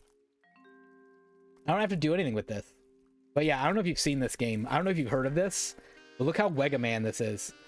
Command a squadron of stellar gear humanoid weapons developed from the technology of ancient alien citizens to defend Earth from the invading Relayer aliens. A next-generation robot SRPG set in a sci-fi alternative reality in which star children, humans who've been granted special abilities, take on an extraterrestrial threat known as the Relayers. Ah, yes, you have played it. Congrats on the steal. Yeah. This, like, makes up for how many other garbage GameStop attempts you do. When they're like, would you like a sealed copy of a game? PS5 upgrade available? I don't even have a PS5.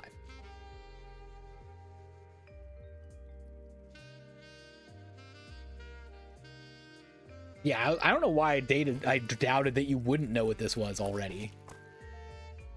Wega Man's like, I built this game. Like, I made this. Ooh, a GameStop exclusive even. There you go. There you go.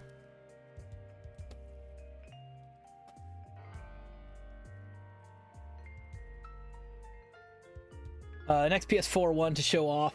Oh, by the way, sorry, yeah, you saw that was Sea of Stars was like that for you. You loved it at first, but you were just trying to get to the end after a certain point. Interesting. I never got to the end of Sea of Stars. The timing of it was very bad for me. It came out at a time where I just wasn't able to commit to a JRPG.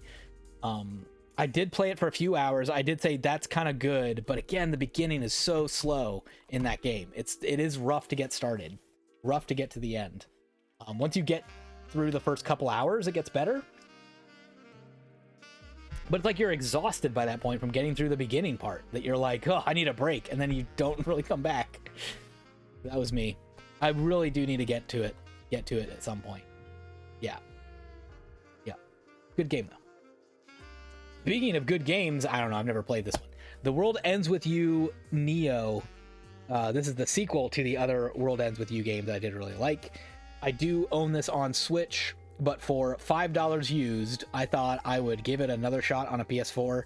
You can see that this game's a little beat up. It's got some tears up there.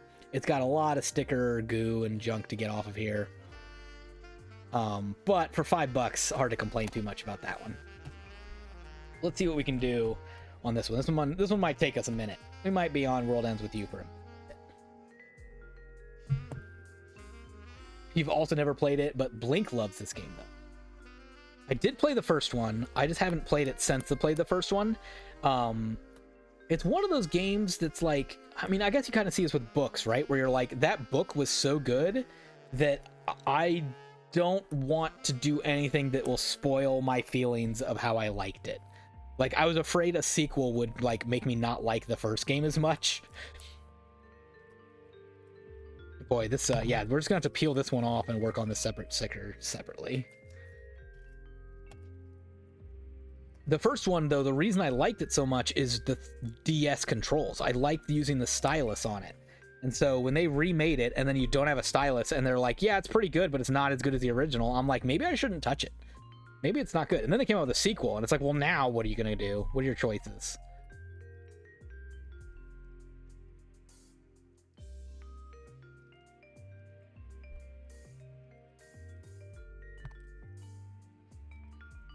Oh yeah, here we go. Careful. Easy. Nope, we're tearing. Pause. At this point, you don't trust Alien movie sequels, Jurassic Park sequels, or Star Wars sequels. Oh my gosh, Star Wars. Oh my gosh. I loved episode 7 so much. The Force Awakens, what I thought was so very good. I was like, hell yeah, Star Wars is back. Forget that prequel garbage. We are back to Star Wars. And then they threw it all away. They threw it all away. I thought it was so good. And then they went nowhere with it.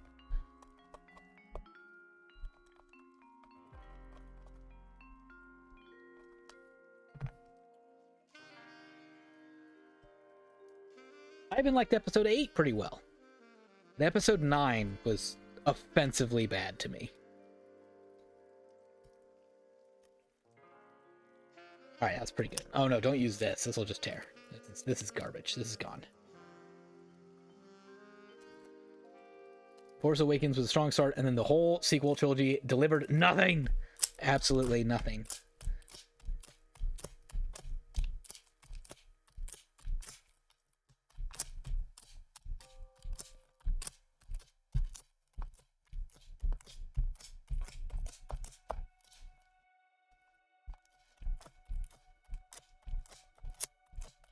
I might have to try another sticker than just this one.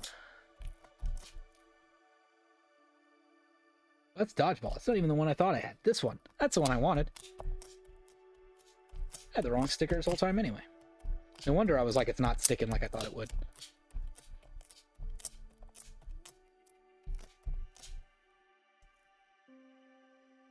There's just a tiny bit of paper sticker goo right there. Scrape that. There we go.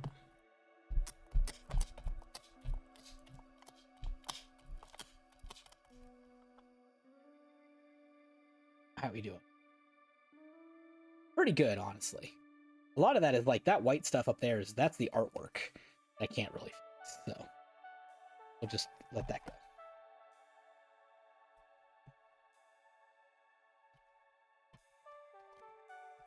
Also, by the way, quick note on this game too. What a game that also ruins your alphabetization plans. This game is called Neo World Ends With You. So, like, it technically doesn't go in the W's with your other World Ends With You game.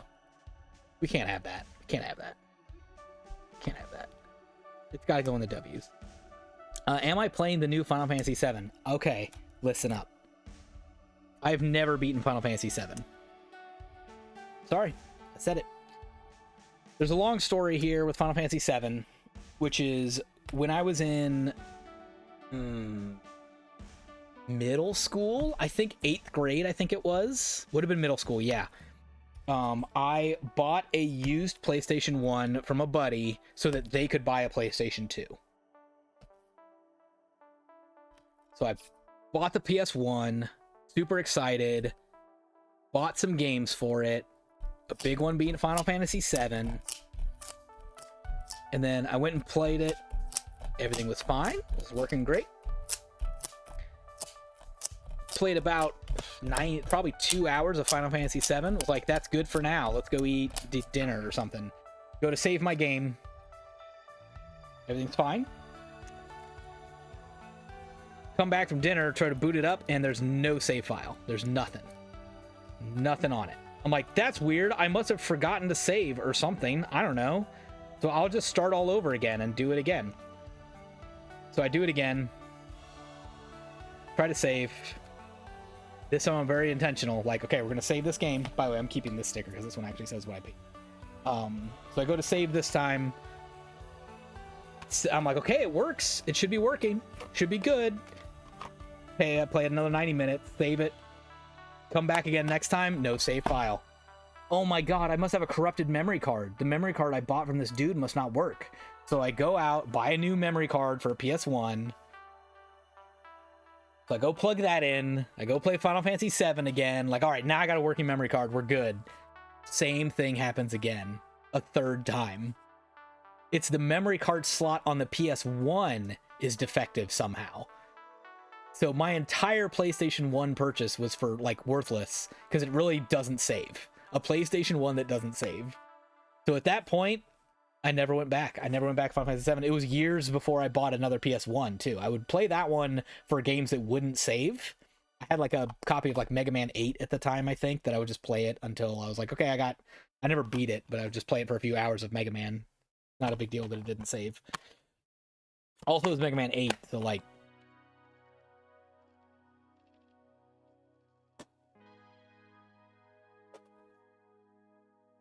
And so when I finally got around to buying another PS1, I just never put Final Fantasy 7 in it. In fact, I barely put anything in it. I think I played Final Fantasy Tactics in it. That one I did play. I put Final Fantasy Tactics in that new PS1. Oh, I would have played Final Fantasy 8. I skipped right to 8 is what I did. Played Final Fantasy 9 on it. I just never went back for 7. Never went back for 7.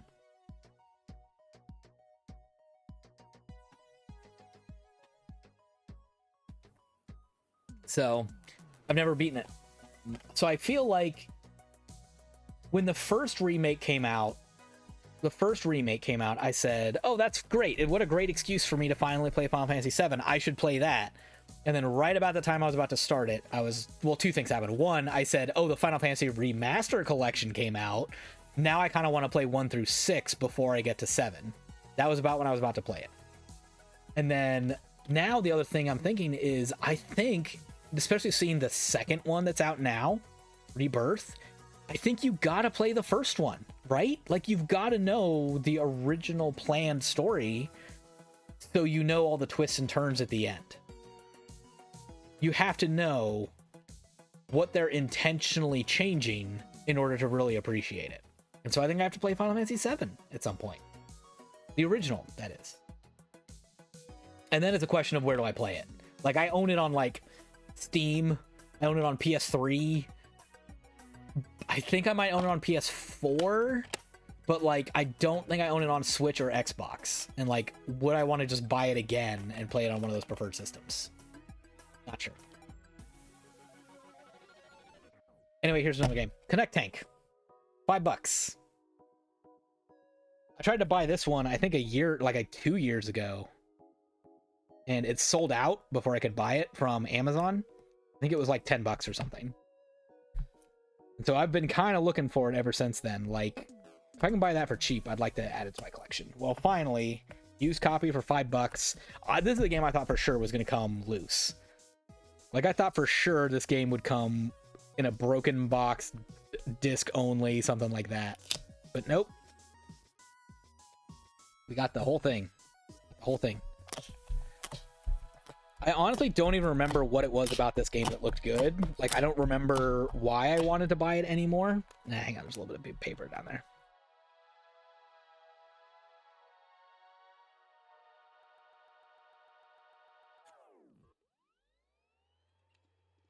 Yeah, I don't remember anymore. Alright, Mega Man says, I think if you haven't played OG Final Fantasy VII at this point, it would be better to just jump into the remakes and experience those, and then go back to the original. Oh man, that's quite a take. Let me think about that.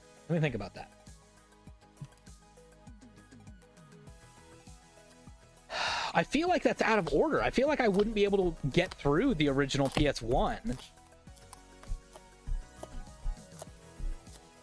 I don't think I'd be able to play it after playing the remake. I don't think I could go back to that, like, pixelated version with the choppy blocks and stuff. Like, I already have enough trouble turning it on now as it is. But you bring up a good point, too, of, like, where does, like, I don't know, Dirge of Cerberus fit in? Where does Crisis Core fit in your plans of replaying these games?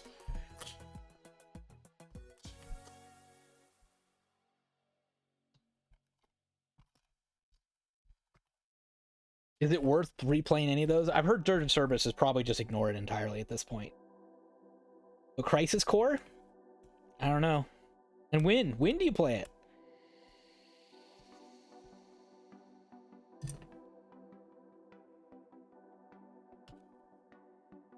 Oh yeah, buddy.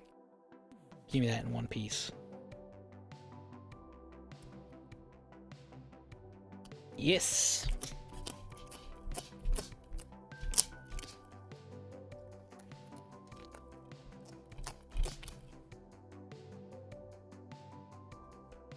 Put these stickers back together too.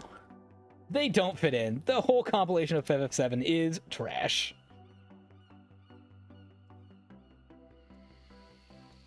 So yeah, so do you play any of them then? Or do you just say don't worry about it? Especially if you're like, I also have to play Final Fantasies 2 through 6 remastered still.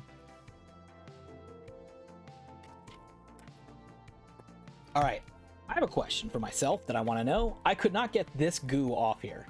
At this point, for the first time today, let's get into some chemicals. This is why I put my gloves on. I never ended up using them till now. So let's fix it. Oh no, too many Q-tips. Slam it on in there. Okay. Let's try some heptane on that spot that I can't get and see if it comes out at all. For the ones that I just can't get out with sticker residue, let's go ahead and put the lid back on here before something bad happens, by the way. This spot up here, can I get it? What happens now?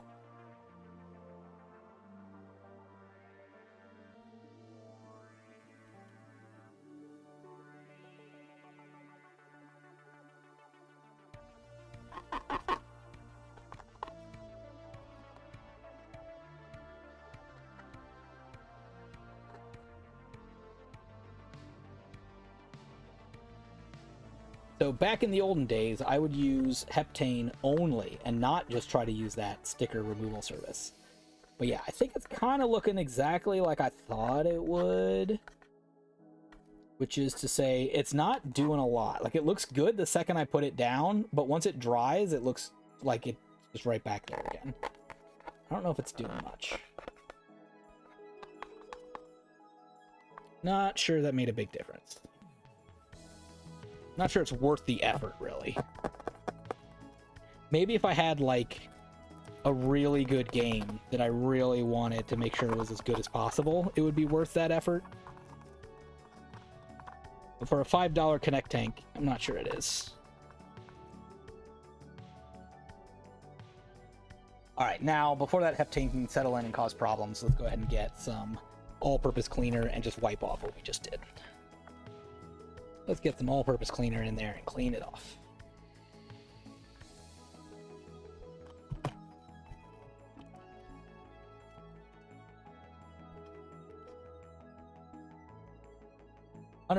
Don't worry about them. Just watch a YouTube video of the ending to Crisis Core and call it good. That's a really good point, too. At what point am I brave enough to just say, just look on YouTube for the videos or endings and just say, yeah, now I can pretend I played it. All right, let's look at that sticker residue up there one more time. You know, it does look a little better. Maybe it was worth it. It does look a little better. Maybe I will use heptane again if I need it on a good game like that. Because I think it did help. All right, so that's Connect Tank. Let's see the back of this. Do I remember anything about this? I have a mammoth-sized tank to go out and do deliveries.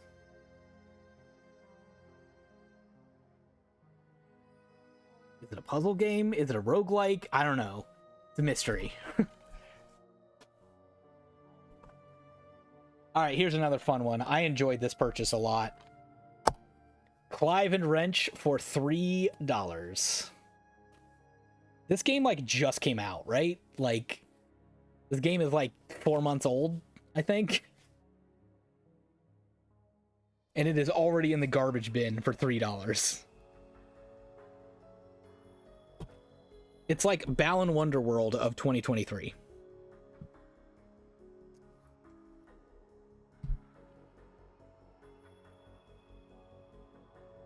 But who knows? Maybe they, like, release an update for this at some point.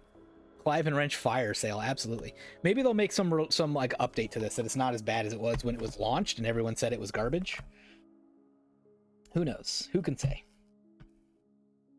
But for $3, I was willing to give it a shot.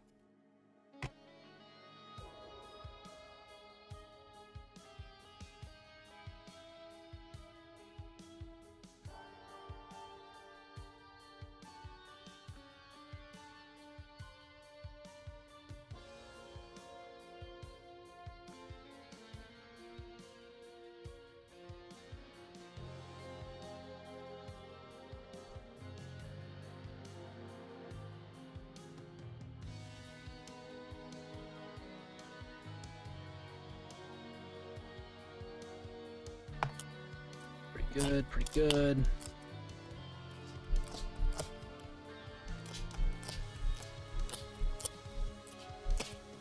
I think that needs scraped. Hang on. Yeah, I'll scrape that off a little bit. There.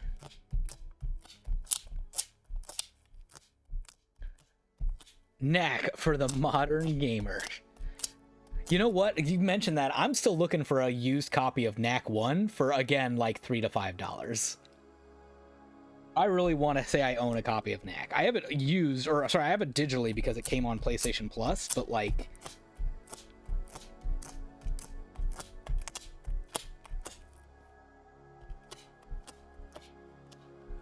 I kind of want the Fizz-a-Dish, but like for $3.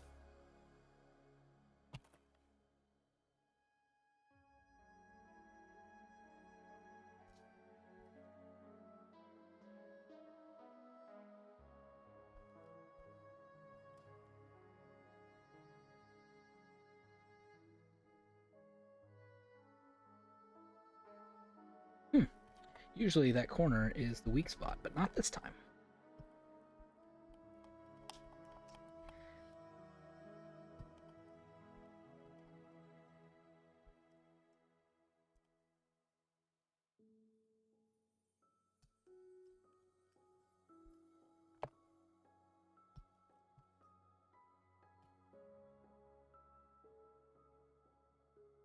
Cool.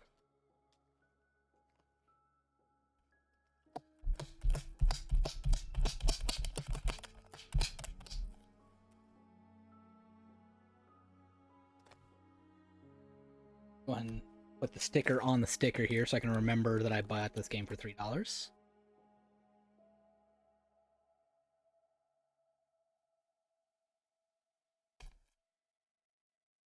job. All right, close enough. We'll just mash it on there. Is that not the price range for Knack? Oh yeah, it does come with a manual. Look at that. Manual on the disc for $3. Like, why not? Look at that. Look at that. What kind of games come with manuals these days? The belly flop. Right there. Belly-based mechanic. We can count that. Let's see.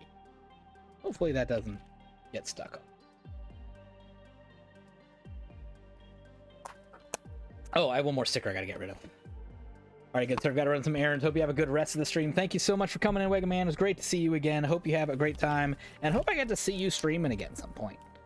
I don't care what you're doing. You're gonna build some Gundams. You're gonna fill in a coloring book. I don't care. I'm there. I'm in. So good luck. Hope you have a good rest of your weekend.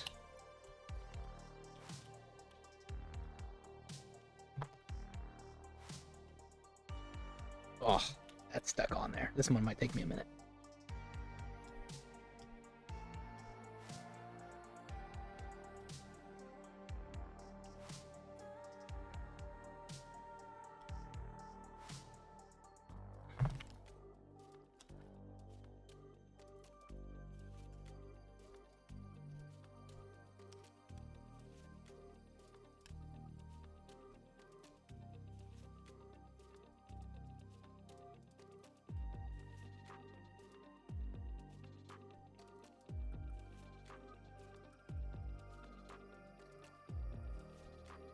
Not gonna be able to get this one, so I think we're just gonna have to pull off what we can and then start scraping.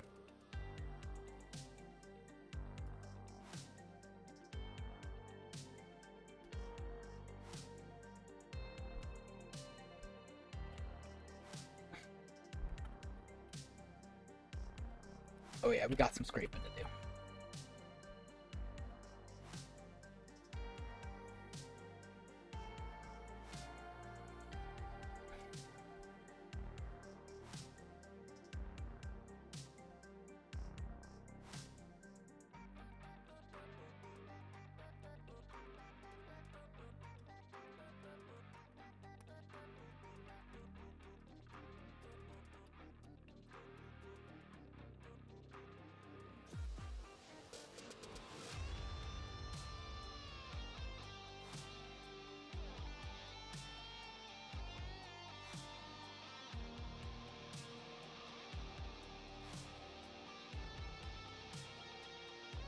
This guy's really on here.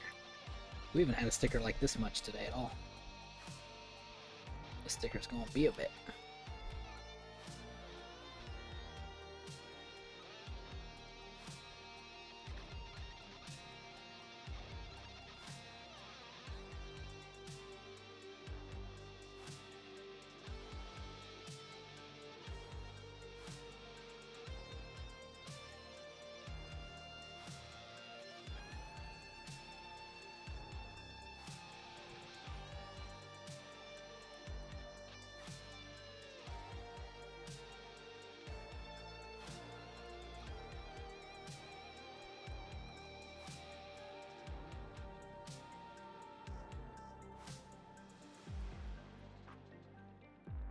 This is getting close to a chemical kind of sticker. Like, it's almost time to just get out the Goo Gone or the something like that. This is really on here. They must have applied this one flat and then folded it over, because it's like unnaturally on here. This one's gonna need some chemicals for sure. So let's just see if we can get how much of the paper we can get off before I result that.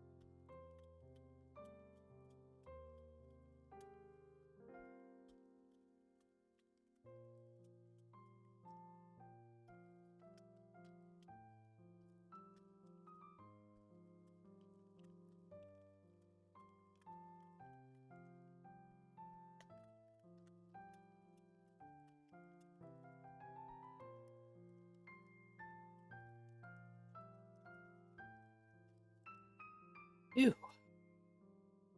Bad one.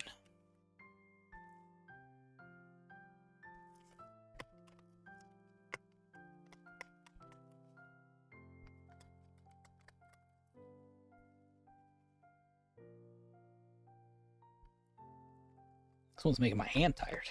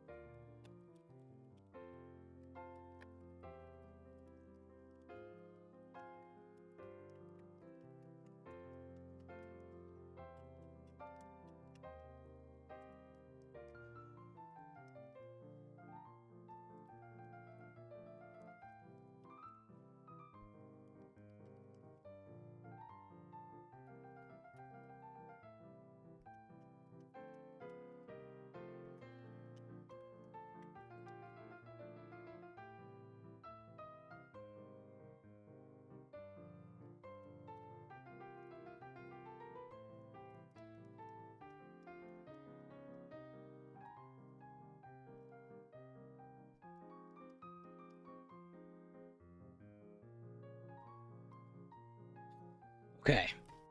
We got, I think, all the paper off that I can get off. Let me try again. Make sure. Yeah, pretty much. It's all the paper we can get off.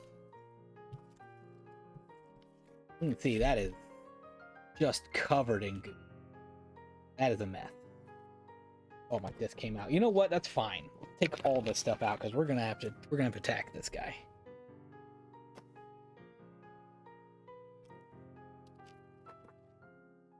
Take out the artwork. We're starting over. We gotta attack this big pile of garbage. Look at that. That's atrocious. I hate it. I hate it. Okay. I think the best tool for this is going to be Goo Gone. Not a tool I use on this stream very often. This is where it's good, is stuff like this. Heptane is going to be pretty good too, but that's too much goo for Heptane to take. So I'm going to take just a Q-tip and kind of dip it in there, rub on the outside. See if that's going to do it. If not, I'll come back and get more Goo Gone.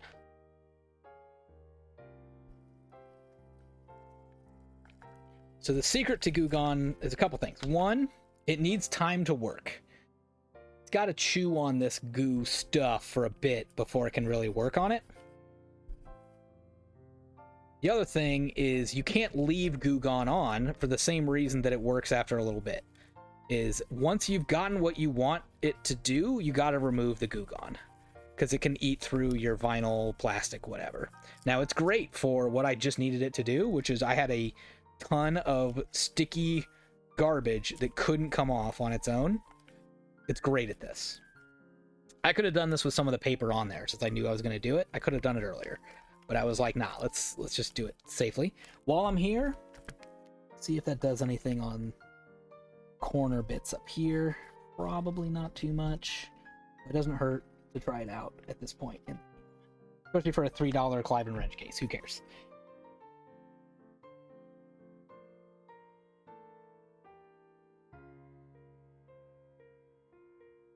Okay, how are we looking? Did I miss any spots? Yeah, a little bit on this edge.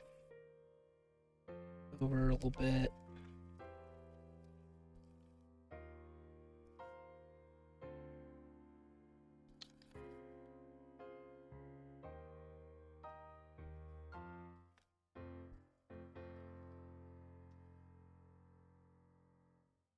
Okay.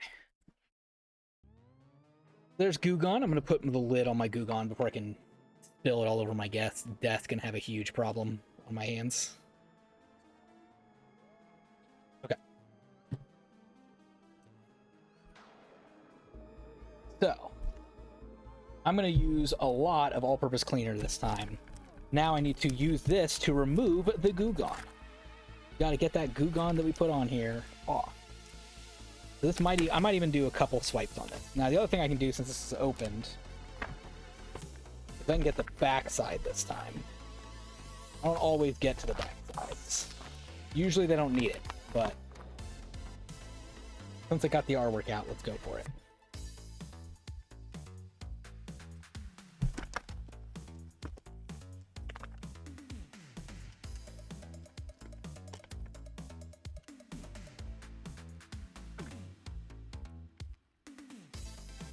I'm gonna toss that paper towel, show you the progress, and see what I'm looking at this point. Well, now I got a bunch of white fuzzy stuff everywhere, so I think that's from my paper towel. I think it left paper fuzzies on the inside. So we might have to go back and see what else we can get off of there. Down here where this was all sticky, you can still see some sort of like, flip it over. Still see some like fogginess, crazing on it. I don't know if I'm gonna be able to get that off. I think that's just going to be kind of what Goo Gone does. It does kind of goof up the plastic a little bit. Heptane probably won't help with that either. I think the best thing I can do is probably just hit it with all-purpose cleaner again.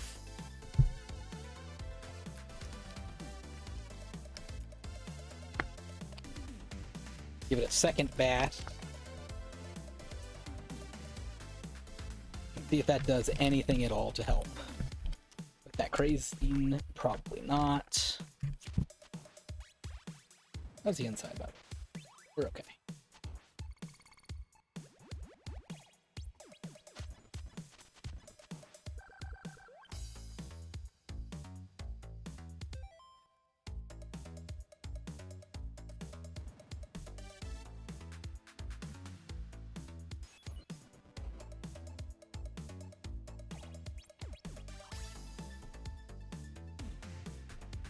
See what it looks like now.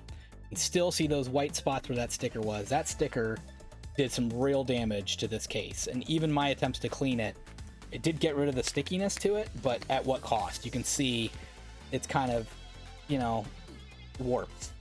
That's why Goo Gone is sometimes not my perfect solution for these cases, or sometimes it can be too strong. I think on the corner here, on a Clive and Wrench case, I don't care too much, but it is a concern.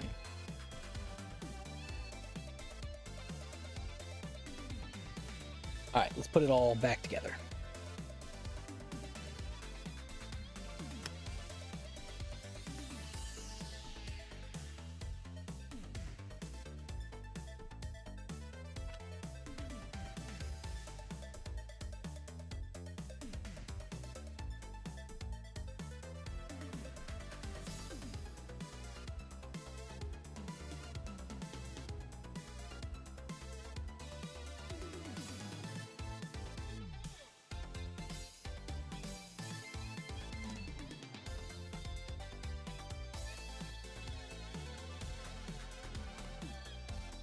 Okay, last thing is that instruction manual.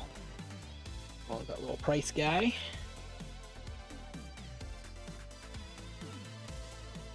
There we go. Clive and Wrench for $3. Took a little work. Let's see what that looks like now, by the way. I can get you a good look at. So it's not that noticeable once it's all back together.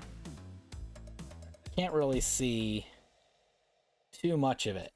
If you look in person, you can kind of see it, but it's a little harder. You kind of have to look for it. So I'd say this once again qualifies for our goal of better than it was, not perfect, but good enough. And a lot better than it was.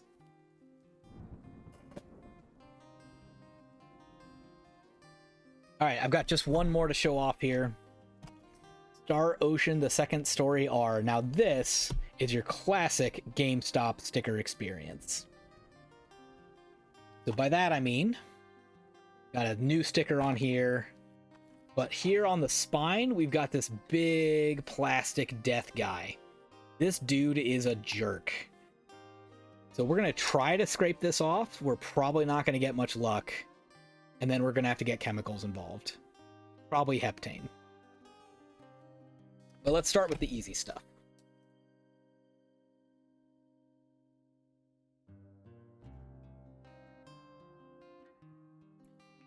I'm gonna have to get my card out for this one.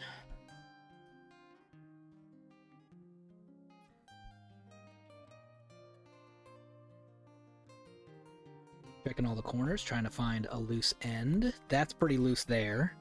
Is this more loose? No. Okay, there's our loose end, this corner. And it's not that loose.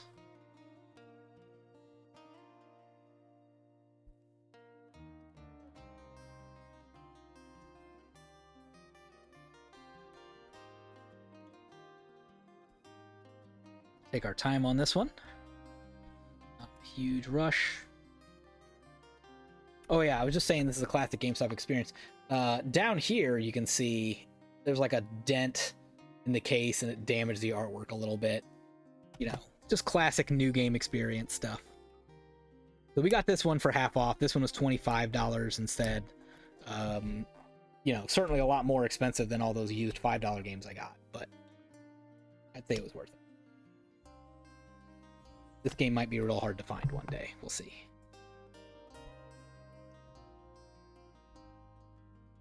Okay, that came off pretty clean. Put that to the side. We may want that later. Don't even have much red. Well, there's a little bit. I was gonna say residue to remove.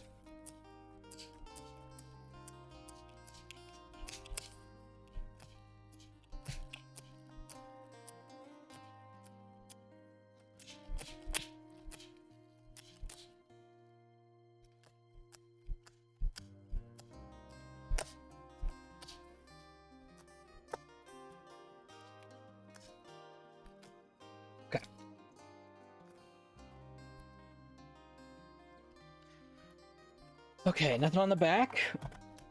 So here we go. Here we go.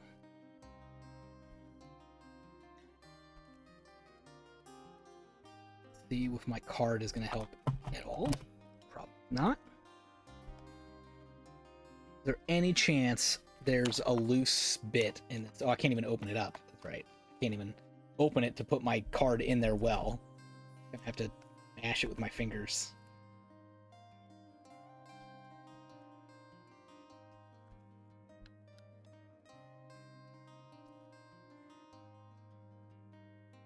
Try not to damage any more than I already have. Okay, let's see.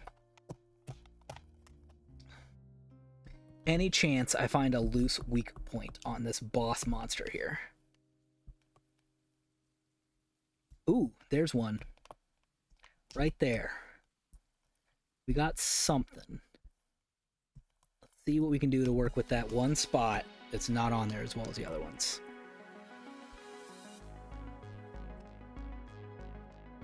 Angle's gonna work best for me. Also resisting the urge here to get out my metal scraper, which would do much better here, but at what cost? It would be too damaging, I think, to this case.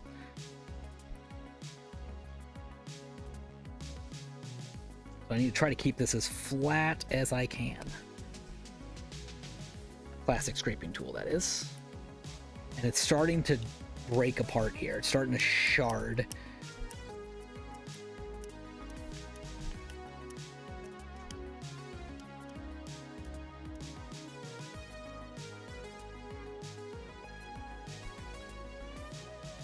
Yeah, it's got a big piece that came off.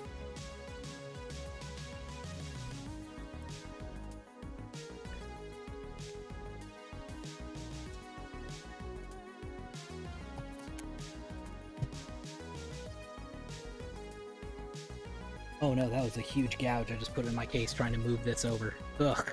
Ugh. I'm making it worse, not better.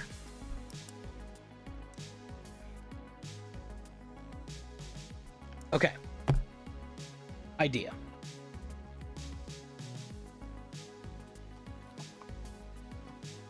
So I'm going to switch to heptane now. I'm going to need heptane anyway. I'm going to see if this can help me loosen what's underneath here. I'm going to put this right on the edge, and hopefully it'll kind of soak in below that sticker. Might as well get the edges here while I'm at it.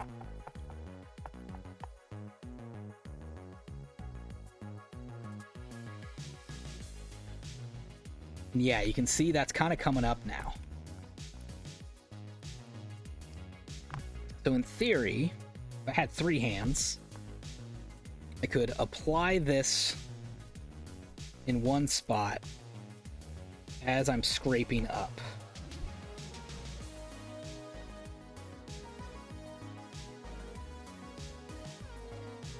All right. I'm gonna have to say goodbye to you, unfortunately. Goodbye, credit card. I have to go on without you here. The other problem we're going to run into is heptane dries very quickly. So I have to like kind of like get a refill pretty frequently.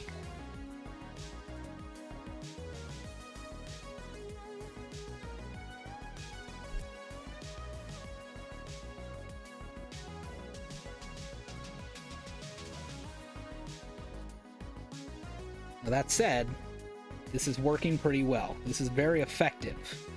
This seems to be the best way to get this plastic sticker off, is peel off just a tiny bit so that you can then apply heptane underneath it, which will eat away at the rest of that goo plastic glue that's under here.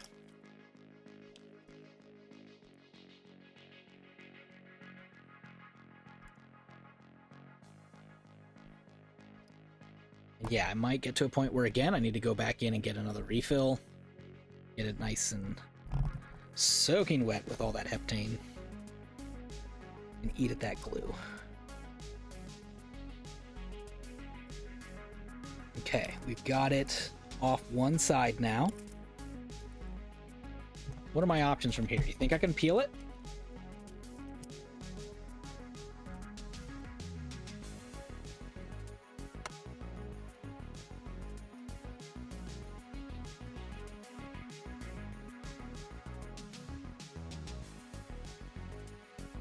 Mostly yes. How's my sticky to remove sticky working here? Oh, it's working great. That works great.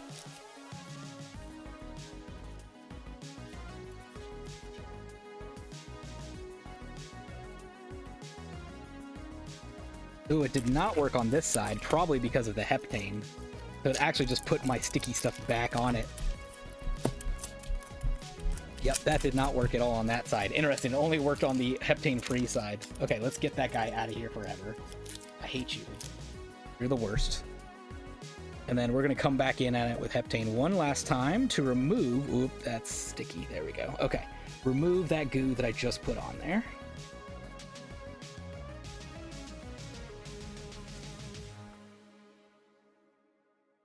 Maybe just a touch on this side where it was sticky as well. Don't need to go into the vinyl part. Just trying to hit where the sticker is touching that plastic. Okay.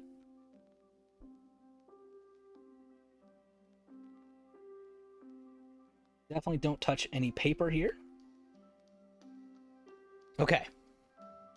Okay. We got off the death sticker.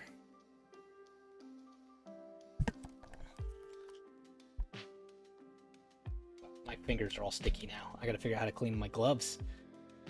So yeah, you can definitely see some permanent residue there, but man, look at the back though.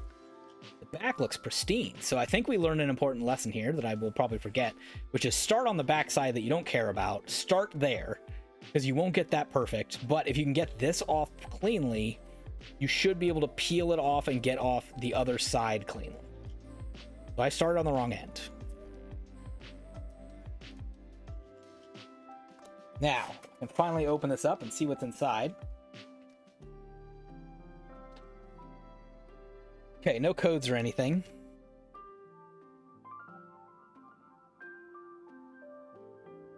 So for a brand new game, that's kind of beat up. We got it. Okay, let's fix where this is placed. It's not even.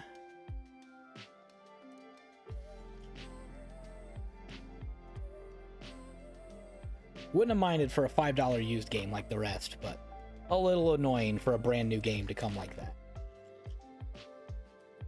That said, everything inside is still fine. The disc is fine.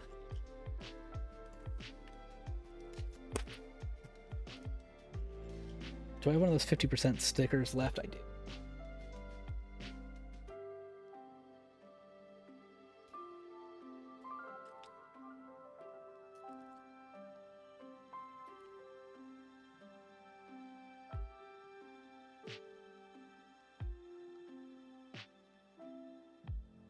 All right, so now I have sale 50% off with the price that I paid for it.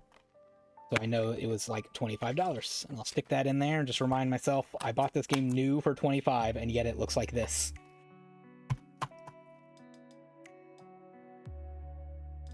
Oh, one more thing I desperately need to do, forgot about this, is I gotta do an all-purpose cleaner at the end.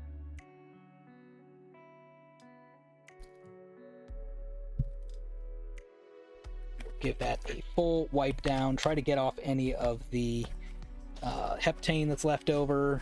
I don't have any goo gone on this one, but pay a little extra attention to where that sticker was. And avoid a little bit where it's broken down here, because I don't want to get that too wiped down. But again, where that sticker was, let me make sure we wipe that down pretty good. Same here. I did use heptane right there. Make sure we're good.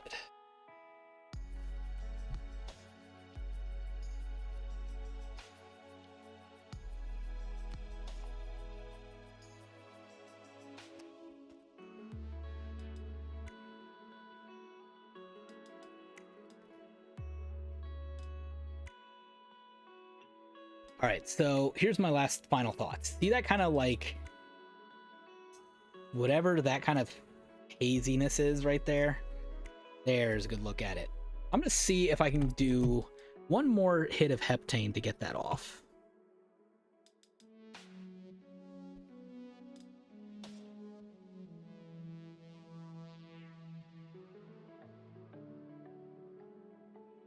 Don't need much.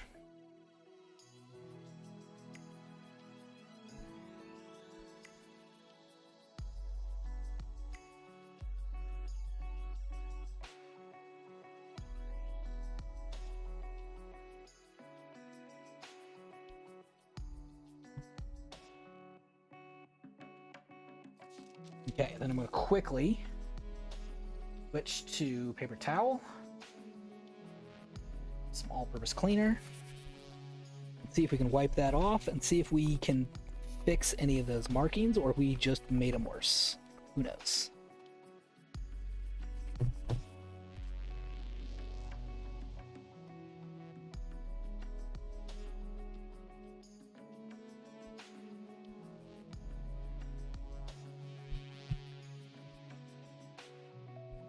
Yeah, like it looks good for a minute, and then as it dries, it starts to show up. Yeah, there you go. But yeah, we just kind of did some permanent damage to it. Like the heptane helped get that sticker off best we could, but some of where like that heptane and glue kind of came together, it just left this like weird, permanent hazy fog. So it's part of the problems of using chemicals on these cases. If I have to resort to chemicals, this is what can happen sometimes, is you get like a permanent goo on it that I just can't seem to get off, despite my best cleaning efforts.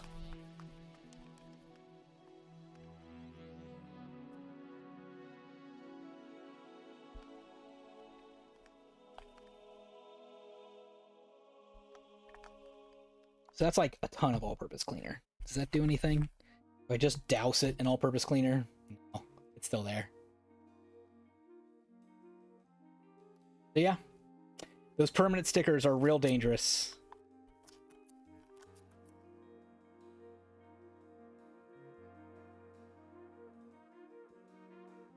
But again, with this tear that's here, you could also consider, do I want to find another PS4 game that I have and swap this case out?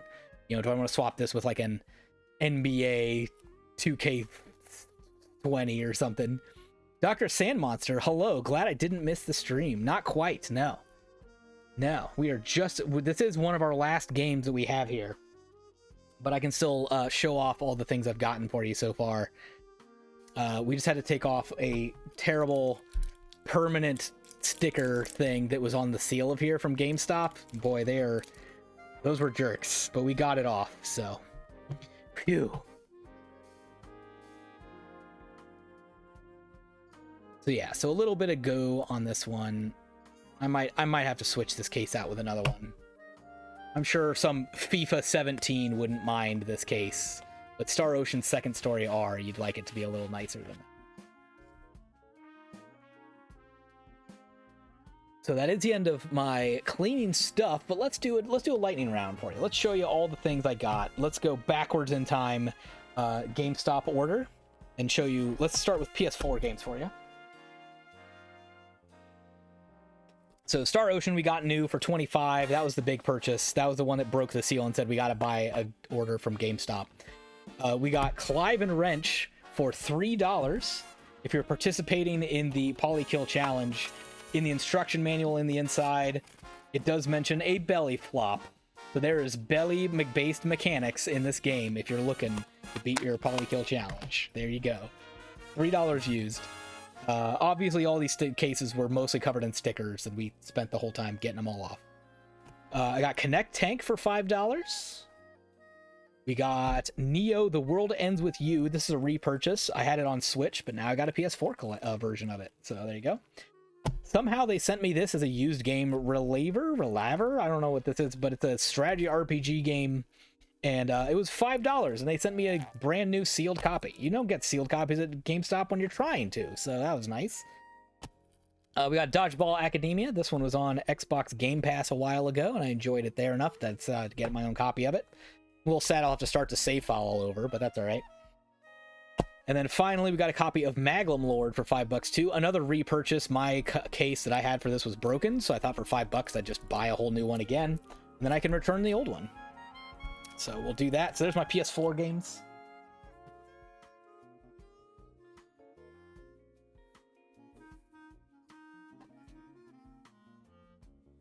For Xbox, we got Dark Souls 3, the Complete Edition. Another case that I'll probably swap out. It's not quite good enough for Dark Souls.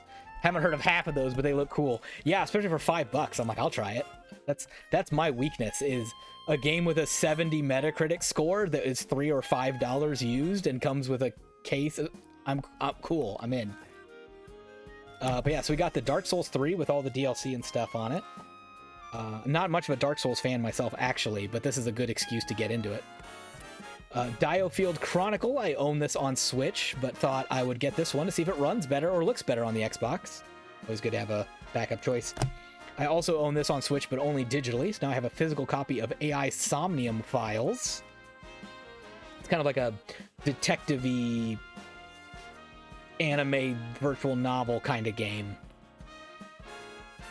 Them's Fightin' Herds, another $5 game. This one was, it's like another casual fighting game kind of thing. It's got a pretty good tutorial and easy to pick up for those who are, like me, not good at fighting games. Solstice, another Souls-like game, $5 purchase. Hoko Life was $3 used, and again, they sent me a sealed copy. My Little Pony Melee, that's exactly correct. That's what that game is. So yeah, Hoko Life. $3 used for that. Not bad at all.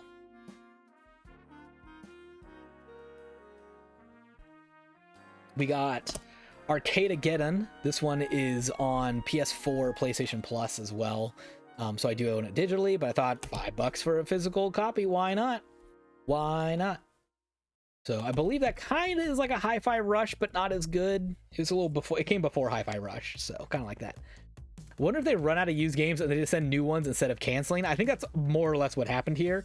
Or they were just converting their new games to used, and then it was $5. And some of them, I think they just never got around to selling or to like putting new $5 stickers on, or sorry, used $5 stickers on the games. They just sent them. And so they had stickers on them that they had like new stickers that I had to peel off on a used game, but people always complain those are used games anyway because they've been opened and they're covered with stickers. So what's the difference? It just means my disc is in great shape.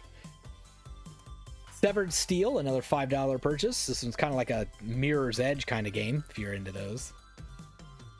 Temtem was $5. This is like a Pokemon ripoff. Then final Xbox game, Lemon Cake, kind of like a Cook Serve Delicious, if you're familiar with that, or a little bit like a what's that cooking game that I can't remember the name off the top of my head right now?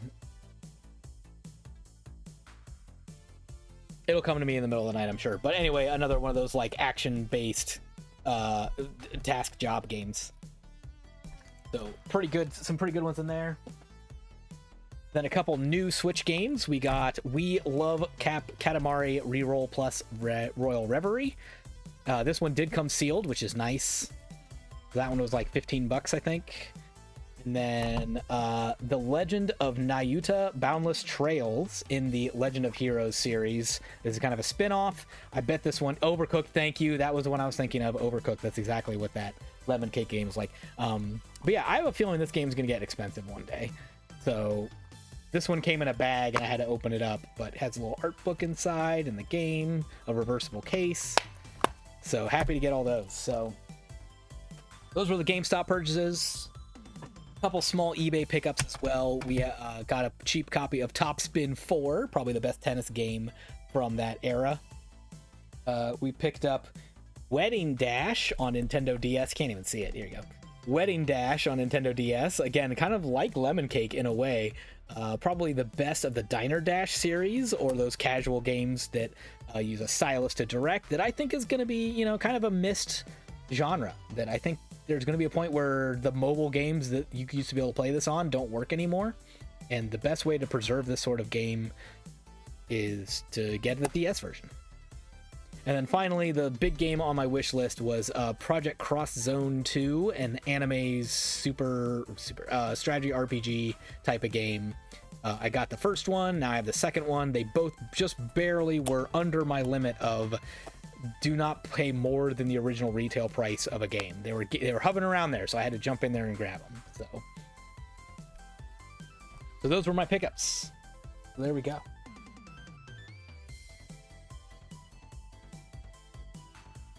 Remember Project Cross Zone? They were fun, yes. Or Project X Zone. I don't know exactly. I thought it was Project... Someone I think was like, I believe it's actually pronounced Project Cross Zone. And I was like, oh, yeah, that was it. So, Solid Scoop, thanks for showing them.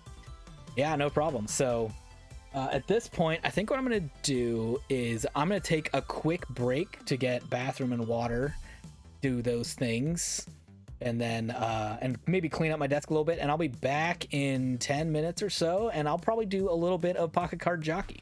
We're in the middle of a second horse, and so we'll do some Pocket Card Jockey after the break. So till then, thanks so much for coming in, Dr. Sand Monster. Good to see you. Also want to shout out the people who came in earlier and said hi as well. So Wegaman, thanks for coming in. It was great to chat with you again. Hope to see you again soon. Scotch and Hobbies was in earlier. Brisking up some beef, some beef brisket and going over there. Some chickens getting smoked. Made me real jealous. So thanks so much for you guys for coming in. Like I said, I'm going to put on my be right back break. I'll be back in about probably 10 minutes and we'll do some Pocket Card Jockey. Thanks so much. I'll see you in a little bit. Bye for now.